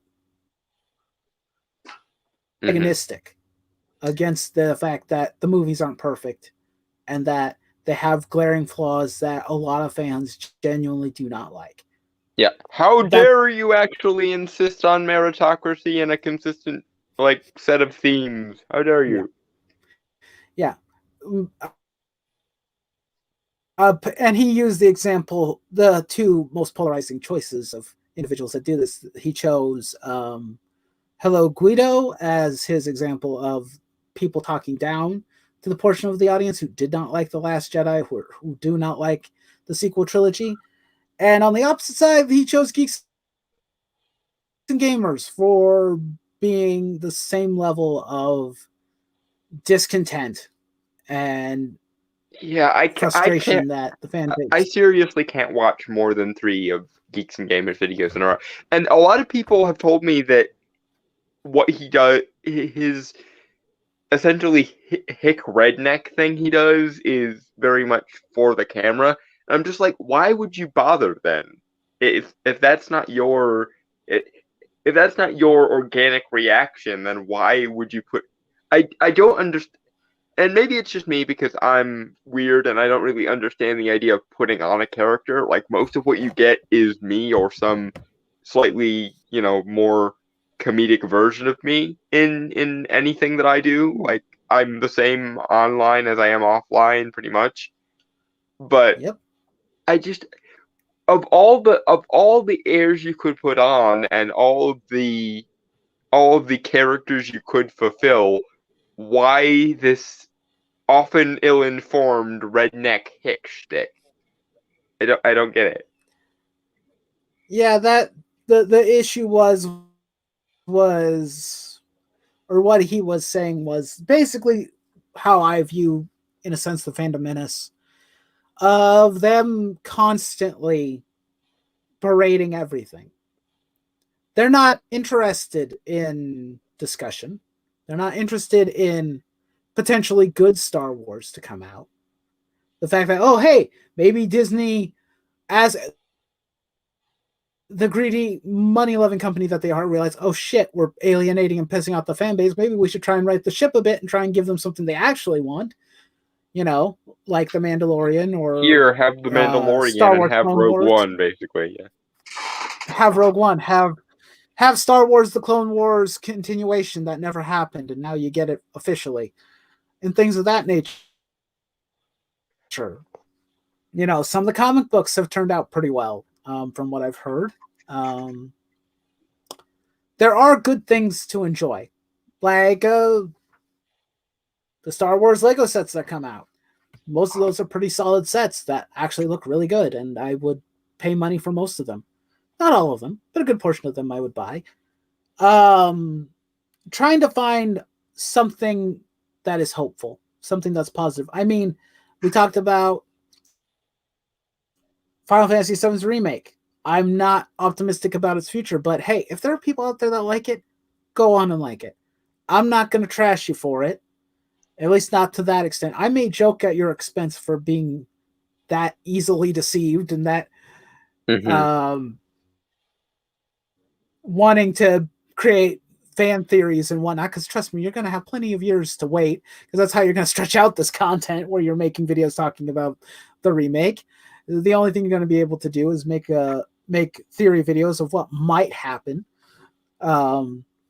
because that's also what the creators wanted. Apparently, they actually said in an interview that was the goal and the purpose. Is like, oh, we can't wait for social media and videos where they craft fan theories about what might happen next. I'm like, great, fantastic. That's really not what I wanted, but hey, I hate I guess. when the creators behind something do that, because newsflash to writers in the games industry and in Hollywood and basically every artistic medium, if you are the creative person, that shit's your job.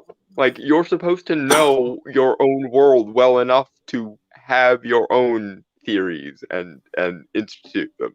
If you haven't thought about your world building more than 5 seconds, then you have failed as in at least one of your duties as a writer. At that point, it's not the fan's job to do your work for you. If you want to leave some wiggle room where they can build fan theories, that's one thing. But basically, making the fans, build the world from the ground up, like Once Upon a Time often did in its later seasons, because fuck you. Making the fans keep track of the timeline and keep track of this character and that character and the other characters' backstories. It's not only not good writing, it's in fact the exact inverse of what you're paid to do. If you're paid to be creative, then you're supposed to create shit, and that doesn't mean a void for other people to fill. Yeah. Because at that point you're outsourcing your own work, and whenever they don't do what you want them to do, then you re-it them. Yeah. Sorry. Side rant over. But yeah. But the way I view the Star Wars fandom and whatnot, it's like, you guys are some of the most pain in the ass people to deal with. When people refer to toxic fandom, that's what I'm thinking of right now. The fandom menace, the people on the other side who probably don't really have a name right now, but who condescend and talk down to the fan base that doesn't like certain elements of the new Star Wars. I hate you both equally because you are not helping. I don't think it applies to the entire fandom menace. I think a sizable portion of them are just like in the same way that you can't really compare Comicsgate as you, me, and Englentine would have preferred it versus the EBS wave of what is now Comicsgate. In the same way that those aren't the same thing, you can't really say that there's nobody in the Phantom Menace who genuinely just sees the writing on the proverbial wall, as it were. Now, granted, there are people like Geeks and Gamers who way overblow it, but I have my own personal example in terms of like toxic fandom and like just this whole diverging out of something because it kind of turned to shit. Ruby, RWB1. I was like kind of I don't want to say like I was part of the first wave of fans, but like I was in I think I was like in high school when it was coming out, like when it first came out, like 2013. So yeah, and I think the general consensus for what it was it was a cool series that was coming out. Then like after years, and also like Monty Oum, the original creator, kind of passed away. I think that's kind of like when season 4 came out. That's when like the diverging of fandom kind of started to break into these like factions and stuff. I mean, you had like the main faction, which was like people from Rooster Teeth who were already in love with Monty from like Red versus Blue and stuff. So you had those avid people that would really support Rooster Teeth, no matter what. Then you got like the whole shipper community, which kind of started to take over the writing. Oh, Tumblrites. Yeah. What are we going to do with you? Yeah. Then you got like people who were like voicing criticisms and stuff, which I think there are a few YouTubers like that. And then you just got like other people who were like voicing their opinions, but not like being like kind of dicks about it. Like genuine fan criticism and stuff. And I'll be honest, I'm just kind of like off to the side of all that, and more just I stopped watching the show because it didn't really interest me anymore. It stopped being interesting because it lost. Yeah. I think with the death of Monty, it kind of lost that spark, that fun it had. Like I'm willing to admit that it wasn't perfect. Obviously, like it had a pretty low budget, but you could see the passion and feel it and stuff, and it had some interesting ideas going forward. Yeah, I mean, but like what it is, go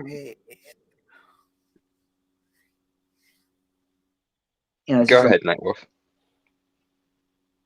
Go ahead. No, go ahead. I interrupted him. I'll let him continue. Well, it's just like it's just it's kind of like these, it's like a dog pound, and like all these dogs are snapping and barking and yelling at each other and stuff, and it's just not really a cool thing to see because I don't think that was ever really the intention from the start. Yeah. Normally, what's the phrase? The world was paved with good intentions. The road to hell. Because the road to hell is paved with good intentions. I watched a video. I think it was yesterday or somewhere. A day or either yesterday or today. No, I think it was yesterday. From Comic Perch, he did a video talking about current situations at DC Comics and kind of his perspective and take on what some of the fan base are talking about and how they're celebrating the potential, quote unquote, death of DC Comics and whatnot. And basically, I think I can sum up all of that with pretty much all the fandoms that like the fandom menace who doesn't like current Star Wars, anybody who dislikes the current comic book industry. We're talking about the ones that in particular are so they've been so the common denominator that I've noticed is nihilistic cynicism, and I think the reason why it sticks is because it's a lot easier to learn to hate the things you love than to allow it to hurt you over and over. Because the thing, and again, this is what I've noticed. This is conjecture on my part, but when something that you love gets ruined or gets broken in some way, that hurts you if you actually care about it. Yeah. So and I think for a lot of these people, the easiest way to prevent themselves from being hurt again is just to invert their caring. If Marvel Comics or DC Comics hurt me, then it's a lot easier to just go, well, then fuck it, let it all burn, than to believe that, to do what, those of us in original Comicsgate tried to do and take it back from the powers that were infringing on it. And the same is true of Star Wars. It's a lot easier to say, fuck it, let Star Wars as an IP burn, than it is to say, I'm going to stand up against the mouse, because let's face it, it's the mouse, and nobody wins against the mouse in this age, unfortunately, and so on and so on and so on. Yep. Because if you hold to your ideals of this should be better, this should, we should strive for more from this, then that leaves you open to be hurt more. But if you switch it to, I'm going to gleefully dance on the ashes of this thing that I used to love because it disappointed me this one time, then you get to go from the victim in the situation, you get to go from the person who was being hurt to the person with the flamethrower who's having fun burning everything to the ground. Embracing your inner Joker, as it were. Yeah. Brainstormer, you wanted to say something? You raised your hand. Didn't know this was a class, but you have something to say? Well, yeah, no, it was just I just wanted to speak on my personal experience and this relates to like DC Comics or Marvel, and I've had this discussion with Dalton a few times before myself. Mainly the things like in terms of like fandom, as being a fan in those fandoms, the thing that kind of turns me off and makes me kind of leave those things is more of when the IP becomes boring, and that's always like the greatest sin anything can be for me in entertainment, is if it's boring. Like I haven't picked up a DC comic in years because nothing has interested me. Marvel too, but also for other reasons, obviously. And like, and shows I've watched and stuff, it becomes boring, so I don't really care too much to continue it because I don't want to be bored. Yeah. Yeah, what Perch said in his video is kind of like what Dalton was saying, is it's your wishful thinking. You're so upset, you're so disenfranchised at the point where you don't want it to succeed anymore. You want it to fail. You want to see it crash and burn, because I guess then you'll feel vindicated because it's like, I told you so, kind of thing, and you get vindicated as a fan when, things fail or fall apart. I mean, it's like, I can dislike something, and why not like the Final Fantasy VII Remake, the sequel trilogy to Star Wars? But I don't wish for those companies or for those people to lose their jobs, or to, in some cases, there are exceptions. If there's a creator that I genuinely think is actually doing more harm than good, it's like, yeah, maybe you should reconsider his contract, because he's not helping you right now. Like a Dan Slott, or, It honestly kind of reminds me of a quote from Frankenstein. If I cannot inspire, what was the quote? I have love in me the likes of which you cannot imagine, and rage the likes of which you would not believe. If I cannot indulge the one, then I will indulge the other. It's kind of that situation in these days. Yeah. Right. I honestly say, like, again, this is my own personal thing, but when it comes to like things like entertainment and to like the creators of that entertainment, it's how I like judge people. Like, I don't care what you are. If you're an asshole, I do not want to be associated with you. Yeah. That yeah.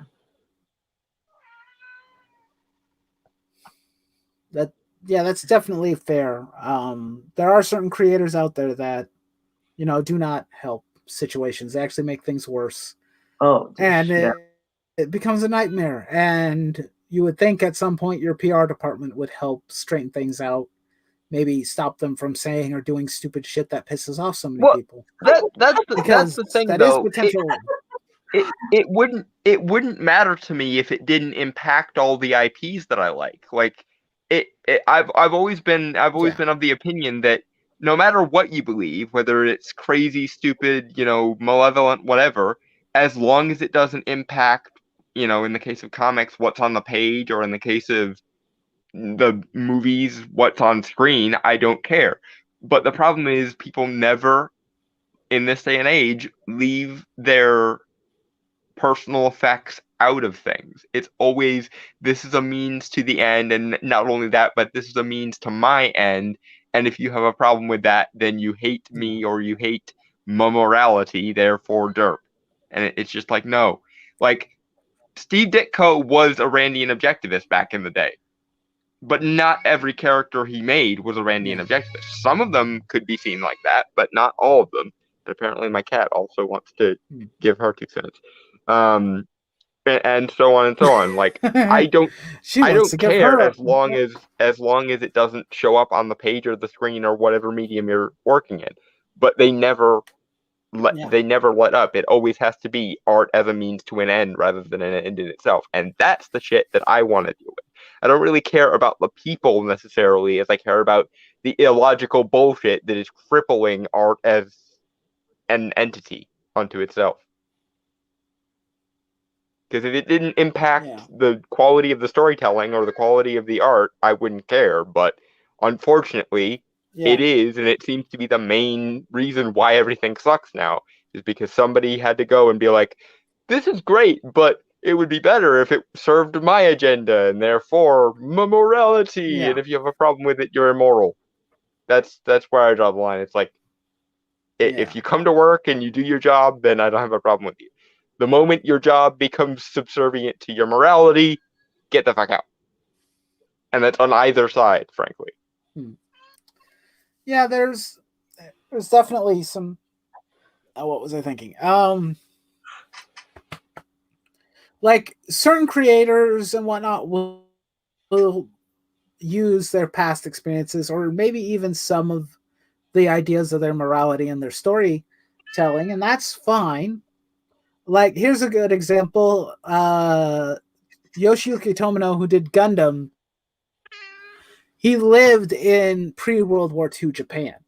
So the ideologies and a lot of the things, the story beats and whatnot that happen, and Dalton's gone again. But a lot of those ideas and those story beats come from personal experience, like creating a dictatorship in the story. It's like, well, Japan saw that happen firsthand with Hitler and the Nazi Party.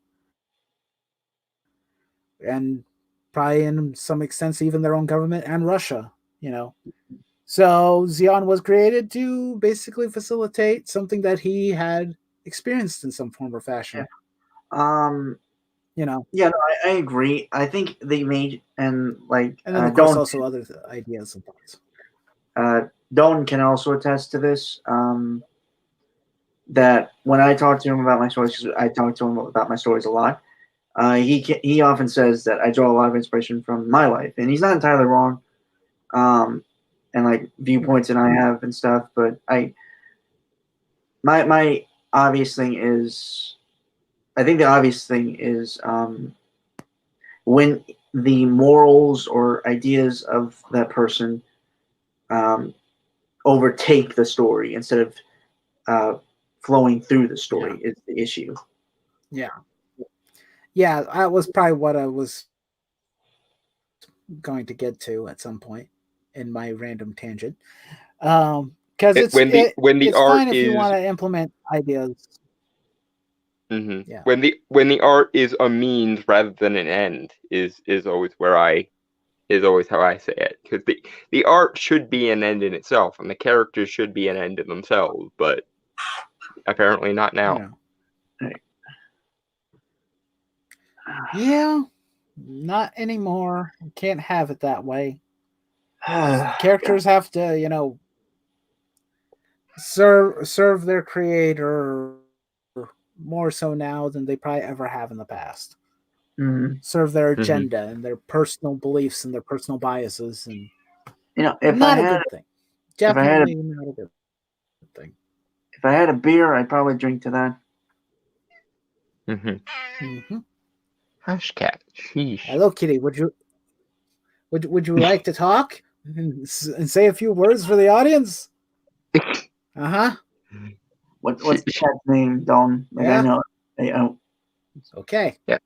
That's Isis. It's like having my own personal twiddles. She's being noisy today because I'm paying attention to the phone and not her. That's fine. I've dealt with noisy cats before. I got a dog. That's fine. I've dealt with noisy cats before. It's nothing new. Dogs are normally worse. I know. Yeah. I know. Yeah. But anyway, but yeah, I thought that Common Purchase video on the topic was pretty good, because if it's something that, if you've gotten to that point where you no longer love the thing and you have nothing but contempt for it at that point, it might be time to move on. Find something that you do love. Yeah, I will. Yeah, that's why I take issue with the idea of toxic fandom, because it's not a person's devotion to the thing that is the problem. It's not the fandom that is toxic. It's the disenfranchised absence of fandom, the essentially anti-fandom that some people can develop. That is more the problem. Yeah. I will say, because of my time in the Ruby fandom, because there's actually like the subgroup of people who do like rewrites of it, and I have an entire channel based on rewriting stuff, or glorified fan fiction, as I call it. Yeah. I actually am working on my. But never mind. I'm working on my own fantasy series due to Ruby. Because at one point I wanted to rewrite it, but then I thought, why not just make my own series kind of inspired by it? So yeah. Man, the one thing that is nice to see in some cases, like, companies make really bad decisions. Like, they'll take away something that you like. Let's use an example. Capcom basically being upset about Mega Man. The creator Kenji Inafune leaving the company. So basically, despite them, they stopped releasing Mega Man titles. Then Mighty Number 9 happened, and that shit show ended up actually saying, "Oh, hey, he failed. Let's bring Mega Man back now." But no, that aside, I was gonna say I got one, but you're still going, so I'll wait. Yeah, what I was going to say is that Kenji Inafune had the right idea, poor execution aside. But if the companies aren't fulfilling the desires that the fan base is looking for, then we end up getting something better out of it, or get something that's separated from the original companies, because the original creators don't have license anymore over the property. Like, Konami doesn't make Castlevania games anymore, at least not recently. But the original creator of Symphony of the Night made his own Castlevania-esque game that called Bloodstain, Ritual of the Night, I believe is what it's called, and that was highly successful. It's a good game, highly successful, made tons of money, and I'm seeing other potential former developers coming out and creating other projects. There was it's another Konami product, but it was an old JRPG franchise called Suikoden, and there hasn't been a new Suikoden game for a very, very long time, probably well over 10, 15 years, maybe even longer. And because the last one came out in the PS2. That was the last time they made, or wait, no, not PS2. PSP was the last time they made any type of attempt to publish the franchise. So recently, some of the original creators of that series launched a Kickstarter project to make their own version of the game. And it's gotten a great amount of support from the fan base that's been dying to have this franchise come back in some form or fashion. I'm kind of in that same boat because I'm like, there's a franchise that I grew up with that was a role-playing franchise I'd love to see back called Wild Arms. I don't know if any of the original developers of those games are not employed by Sony currently in some form or fashion. But man, I always thought it'd be cool to bring that franchise back in some form or fashion. But that's the thing. That's sort of the negative side of the creation of new, basically surrogate projects. Is in a world that made sense, the fans who were good enough and smart enough and on the pulse of the fan base enough to make a parody or an homage or a spinoff, in a world that made sense, those people would just be put in charge of the original. They would just be put in charge of the original IP. Yeah. They wouldn't have to make a surrogate one. But because we live in a world where rather than simply acknowledge mistakes and move on from them, there's all this moral and philosophical aplomb attached to these mistakes, to where if we go back on our mistake, then we're capitulating to people we don't like because stupid, arbitrary, philosophical or moral reasons. And that's the main difference, because it's not like classic comics didn't make mistakes, or it's not like classic, sci-fi didn't make mistakes. But when something like the Star Wars holiday special happened, the fans reacted the way the fans were inevitably going to react, and George Lucas goes, "Oh fuck, I'm ashamed." Or when Doctor Strange had the stupid dark costume and changed his name to got his name changed to Stephen Sanders, that lasted all of 7 issues because everyone realized that was a terrible, terrible idea. But now it's not, oh fuck, we fucked up, we made a terrible mistake. It's anyone who criticizes this is either stupid or immoral or both, and that's why nothing ever gets fixed. So I get what you're saying, and I do think it is positive when something fan created can fill the void of an IP, but in a world that made sense, they wouldn't need to, because they would just be put in charge of the actual IP.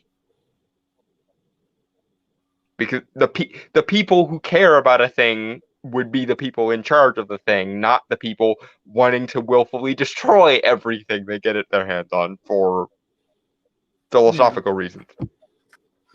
Yeah. I mean, I get what you're saying on that front. Yeah.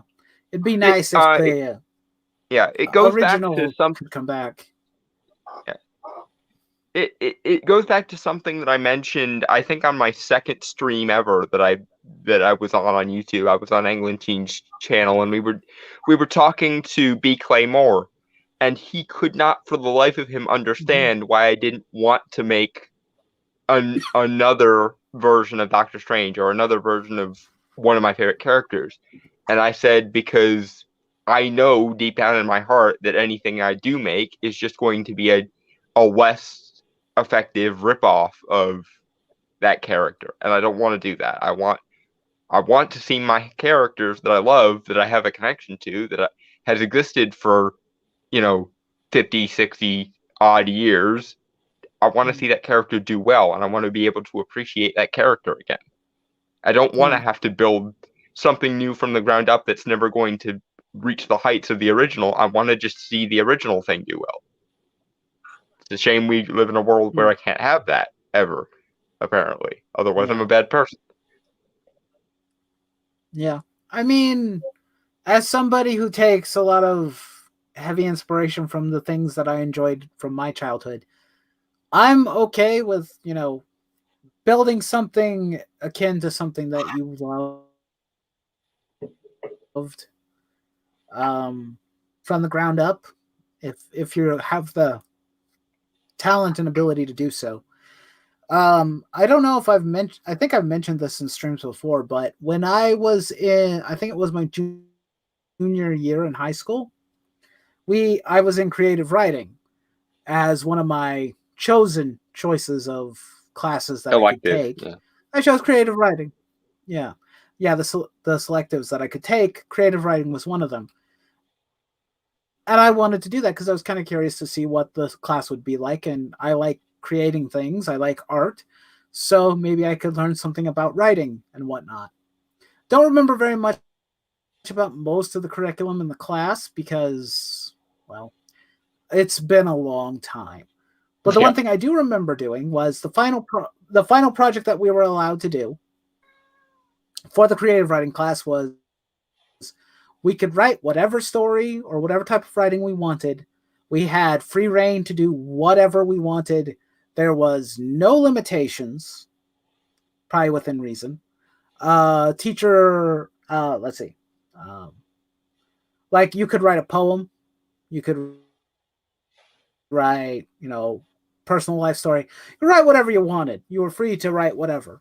And even certain things that you would think would have been off the table, like certain things like probably, full on, sex scenes. And I don't know so much about that. That probably would have not flown.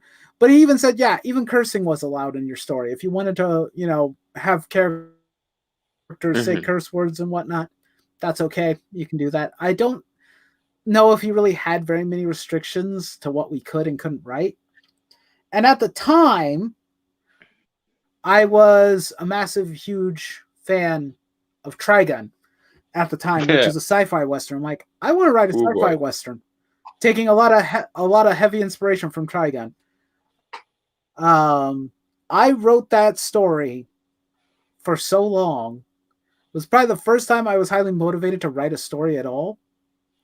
I was so motivated to write this story, I didn't even technically finish the project. It didn't have an ending or a conclusion. I needed help to get it typed out, into the computer because I'm even slower on a keyboard than I am with my hands. Yeah, ditto. So I managed to turn in the project incomplete, but with several pages worth of story already written down. I still, to this day, want to go back to that story because I still have most of the concept and the ideas there. The skeletal structure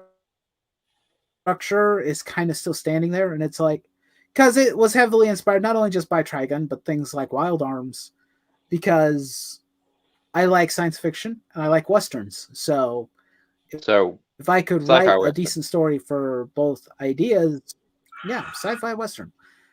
I mean, The Mandalorian is a sci-fi western, and I love the shit out of that too. So I mean, our example is Firefly. Everybody loves Firefly, and everyone knows that Firefly got the shaft. Yep, exactly. There's another one that I really love. So Fuck you, fucked. The skeletal structure is still there. Firefly too early. Yes, but also thank you for making the movie at least. I appreciate you trying to at least wrap things up. It's better than having everything up in the air. I think But this guy here because a lot of this stuff was before my time, or I never got to see it growing up. yeah, I'd say go back and check it out if you have the time. You need to be caught up. No. Well, I saw this Firefly on Netflix when it was on there. That was a while ago. Mm-hmm. Yeah, but I would recommend Firefly. I saw a Trigun movie. I would recommend Firefly. Yeah, the movie was pretty good. The Badland Rumble is a good movie. I don't really know what's going on in it because I can't fully remember. Because the story pretty much concluded after the end of the story, so there wasn't really any loose ends. But I guess you could still technically tell stories because it's kind of the whole, lone gunman walks into town, then leaves by the end type of storytelling for most of the series. Right. So, he's a because he's just a wandering gunman with a massive, huge bounty on his head. I know what Trigun's about. I just haven't seen it. Yeah. Like fully. I mean. Yeah. Yeah. No, because Badland Rumble is it's a side story. I don't really know where it fits timeline wise. I'm assuming it's after the events of the original show because it certainly doesn't feel like it's during that time period, but I'm not really sure because it's been a while since I watched Badland Rumble. But it was still good. It was still a fun movie. I'd recommend watching the main series a bit more.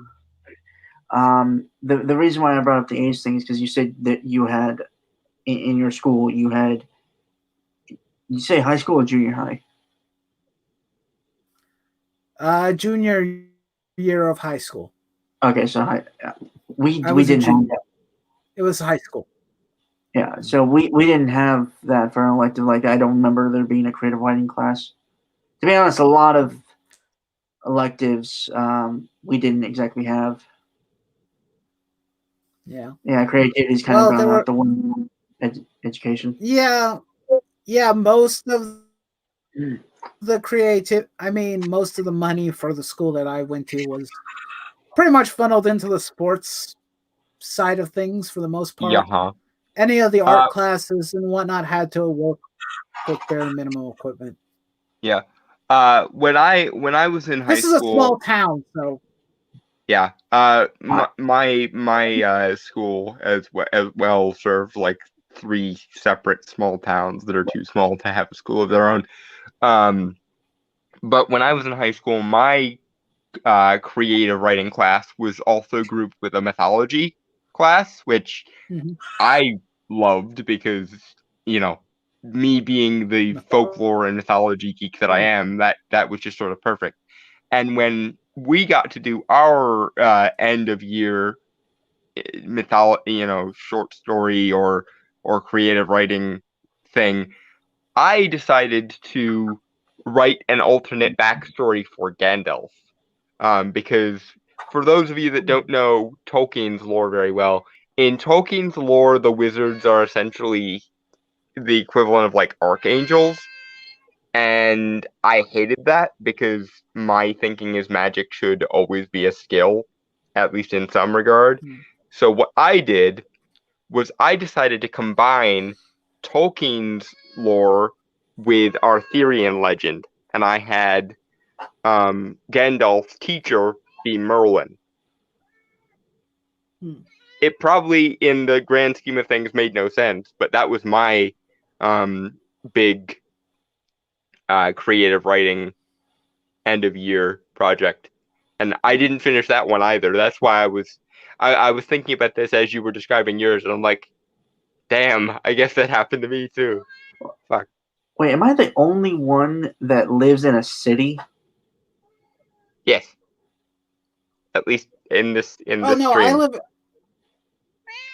Well, in a sense, they call the areas I live in a city, but they're very small cities. They're all kind of interconnected by very, very short borderlines. Like, let's see.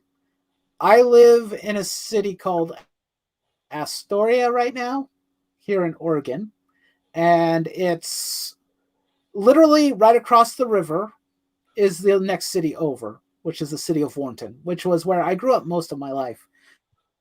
That's where I went to school. And then there's the city of Seaside, which actually feels a bit more like a city, but still kind of small in comparison to like a big city like San Francisco or New York or something like that. They're small cities. Well, so yeah, not you really both live full-blown. in cities compared to me, who lives in a town that literally has 2 intersections and a side road. There you go. You're and yet the smallest one here then. yeah, and yet At least when it comes to where you live. Yeah, and yet Don is the one who sounds the most sophisticated out of the three of us. Yes, because when you're disabled and you can't run around and play as a kid, you get good at books. You get very, very good and very, very attached to books and TV. Is what happens. It's ironic that the hillbilly is the intellectual. Yeah, and believe me, that is an irony I've had to deal with for a long time in my life, because everyone around me, everyone in my area is like obsessed with hunting, and I've never been interested in hunting. And like half of the people that I went to school with were kids of like farmers and shit, and I just never even occurred to me to enjoy such things. I was like, I would rather sit here at 9 years old than discuss theoretical physics or something, which actually happened several times. Yeah, well, Dalton, you're not alone in that, because even though it says city on ours is kind of a hick city. This is kind of very hick-like, because hunting and fishing are the main pastimes of most people in this area of Warrenton and Astoria. There's a lot of farmland. There's still a fair amount of farmland out here too. So at least out in more rural areas. Yeah. I'm in what you call a ghetto. Yeah, that's right. I'm a hood rat. Complete with actual rats, apparently, most of the time as well. Mice, not rats. They were rats. I begin a gun. Yep. But I don't know. Maybe I think. Hold on a second.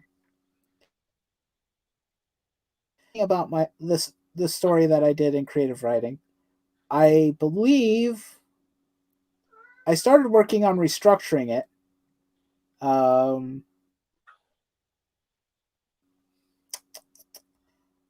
Let's see, where did I put it? It's here on my thing. Yeah. I reworked the story a bit, because the main idea of the story, at least initially, was just similar to Vash the Stampede, just being a lone gunman for most part, and then kind of just building a gang to, do criminal activity, was the original idea. And then I decided to, because this is probably about the 4th or 5th rework of the story that I've got here. I don't know what rework I'm on, to be honest. But basically changing the main protagonist to not just be a gunman, but a bit of an archaeologist. Because the world that they live in is basically like, what would happen if, kind of, in a sense, it would be kind of like Star Wars, where there's a lot of old technology and old legend and history, but still feels like you're in some sort of science fiction world. So I basically came up with the idea of the world that has aged. There was basically the old civilization died and left old technology behind. Or, well, relatively advanced technology. And he's an archaeologist who goes around and tries to find some of that stuff.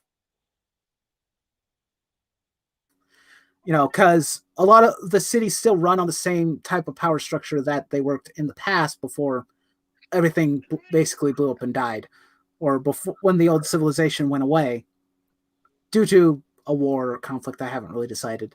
But he basically goes around to find parts and equipment to repair the damaged parts. He's not the repairman, but he helps find the components that people need to fix it.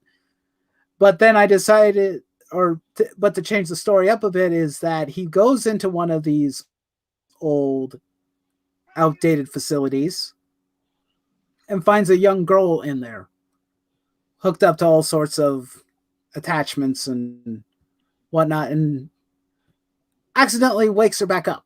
And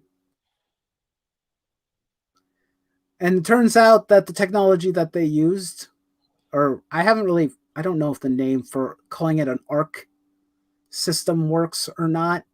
Basically, some type of energy source of some sort. I might still have to work on the name. But finding a girl that basically has some of that technology actually built into her for whatever reason. And then basically him being on the run from the government because they want to find out what makes her tick. So sort of an Alita Battle Angel situation, kind of. Wasn't what I was going for because I haven't watched Alita Battle Angel, but kind of, yeah. Also, I'm getting Mandalorian vibes too. Well, it is a space western, so it That makes was not sense my that it would be intention at similar all. to other space Well, no, westerns. I'm sure I just drew the comparison, but Yeah, it does sound I can very see similar that. to, it does sound like similar to like the story of Wolf and Cub. Except for unlike, yeah, kind of Wolf and Cub kind of stuff. Because I do like the idea of basically a protector, the protector type having to take care of somebody who can't fully defend themselves, and keeping them safe. And but like I wanted to add other things too. At one point I thought, hey, this might actually work as a video game premise, but I don't know if I could ever manage to pull that off because I don't have a lot of video game making experience. Well, I mean, normally to if make a video game, Quinn can do it, anyone can do it. Just try not to set off an international controversy by being lame as fuck, please. Yeah. But one of the ideas I had was to make it like two sides of the story, or two sides, or seeing both sides of the situation, seeing it from the government operatives' perspectives as well as seeing it from the outlaw's perspective, the guy who's on the run. I don't know if I can really pull that off writing it as a normal story, though. Maybe I think it's possible, but like I know it's like, supposed to be its original thing, but I would draw inspiration from like certain pulp heroes, like maybe Solomon Kane, of that nature. Well, the main.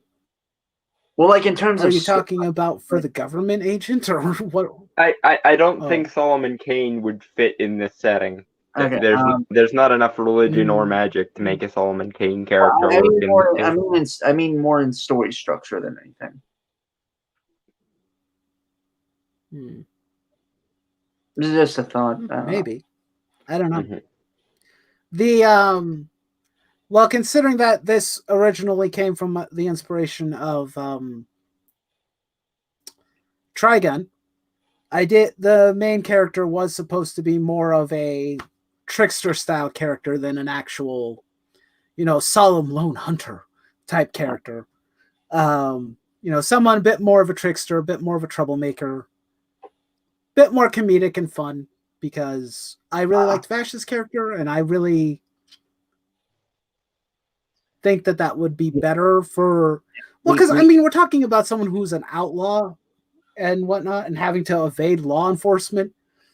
It's more fun if we play kind of like a Lupin the Third kind of thing, where the guy's always trying to catch you but never manages to, and because you're too sneaky and clever for them.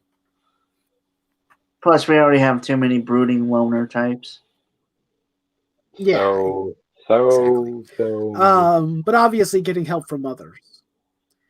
I mean, the one of the ideas was that main character already had to deal with something happening in his old hometown.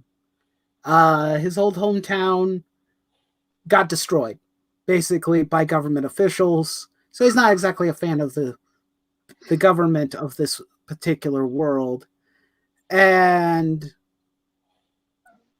well, he was friends with the leadership's son and daughter, who are still alive and whatnot, but running into them again and bringing back old memories was kind of one of the ideas originally, was bringing them kind of back to that history or that time where there were good things going on, but then remembering like, hey, your dad was an asshole. He brought men in, killed my father, and said that the whole entire reason why the village was destroyed and everybody was killed was because they had a deadly virus that nobody could have stopped, or something to that nature. I don't know. Basically, make an excuse, a really lame excuse. It was either claiming a disease, or I don't know. You could claim the energy reactor blew up and destroyed the town. If you go with the disease, then it becomes topical. Well, yeah, probably go with the reactor malfunction thing, because that would probably be easier to wave away. Also more interesting. Yeah. This is kind of a stupid question. But this type. But well, I think it might be a stupid question. But do you have any like themes in mind of the story, or don't really have that planned out? Themes. Or are you just kind of gonna let the story develop as it wants to? For lack of a better phrasing. What was that? I said, or are you just kind of gonna let the story develop as it wants to, for lack of a better phrasing? I don't know if a theme has been fully implemented right now. I would say, as a guy who's also writing, if I were to say, just like one writer's advice to another, if this is supposed to be like a long running kind of story, I wouldn't like try to focus on the themes too much. Like other things like the world building and characters and stuff, that would be more important, and just let like the readers decide what the themes are. Like you could have themes obviously in your head. If I were to get I think you got a good idea. If this was supposed to be long running, which it probably would if I were to spend full length time, because like I mentioned, I wrote the original one long time ago. If it were to have a theme of any kind, that would probably be the most prevalent one I can think of, is probably family, because one, him and the girl becoming more closely integrated with one another and being kind of like, I wouldn't say siblings, because I don't think that's how it's going to end up, because kind of be more romantic relationship, but the fact that he lost his original family but has made a new family from the other people that he's got close connections to, who will help him throughout the story to, find a way to keep her safe. There's like a few survivors from his original hometown that live in a different town now that he's still in contact with, where he learned to be a gunman, because he's still technically a gunman. He just doesn't like to be a gunman if he can help it. But it was basically a surrogate father figure that has his own kind of group of mercenaries and outlaws that he basically trains and raises, from ones that have probably been relatively young or abandoned. And he has family ties to that. Another thing would be, I don't know if it's the theme, but the fact that you're being hunted by your best friend might be something that could definitely be relatively engaging to the story. The fact that they used to be friends, but they can't be friends anymore, because one, he's running from the law, and he's a lawman duty bound to bring him in. So it's more of family. Hmm? So it's more of the theme of family by choice than family by blood kind of deal. Yeah. Mm. Stuff like that. It's still not quite ready. Or, well, I think that there could be something that I could start writing out. I just need to find appropriate time to do so. Not always easy. But we've been going for over 4 hours, and I think we should end the stream. Probably. Yeah. Well, I hope everybody had a good time. I'm just going to close out the stream because I don't really feel the need to have anybody pimp their channels because nobody really came to the stream except for like 3 people. And they're not here now, so good night, everybody. Good night, everybody. Cheers. Night.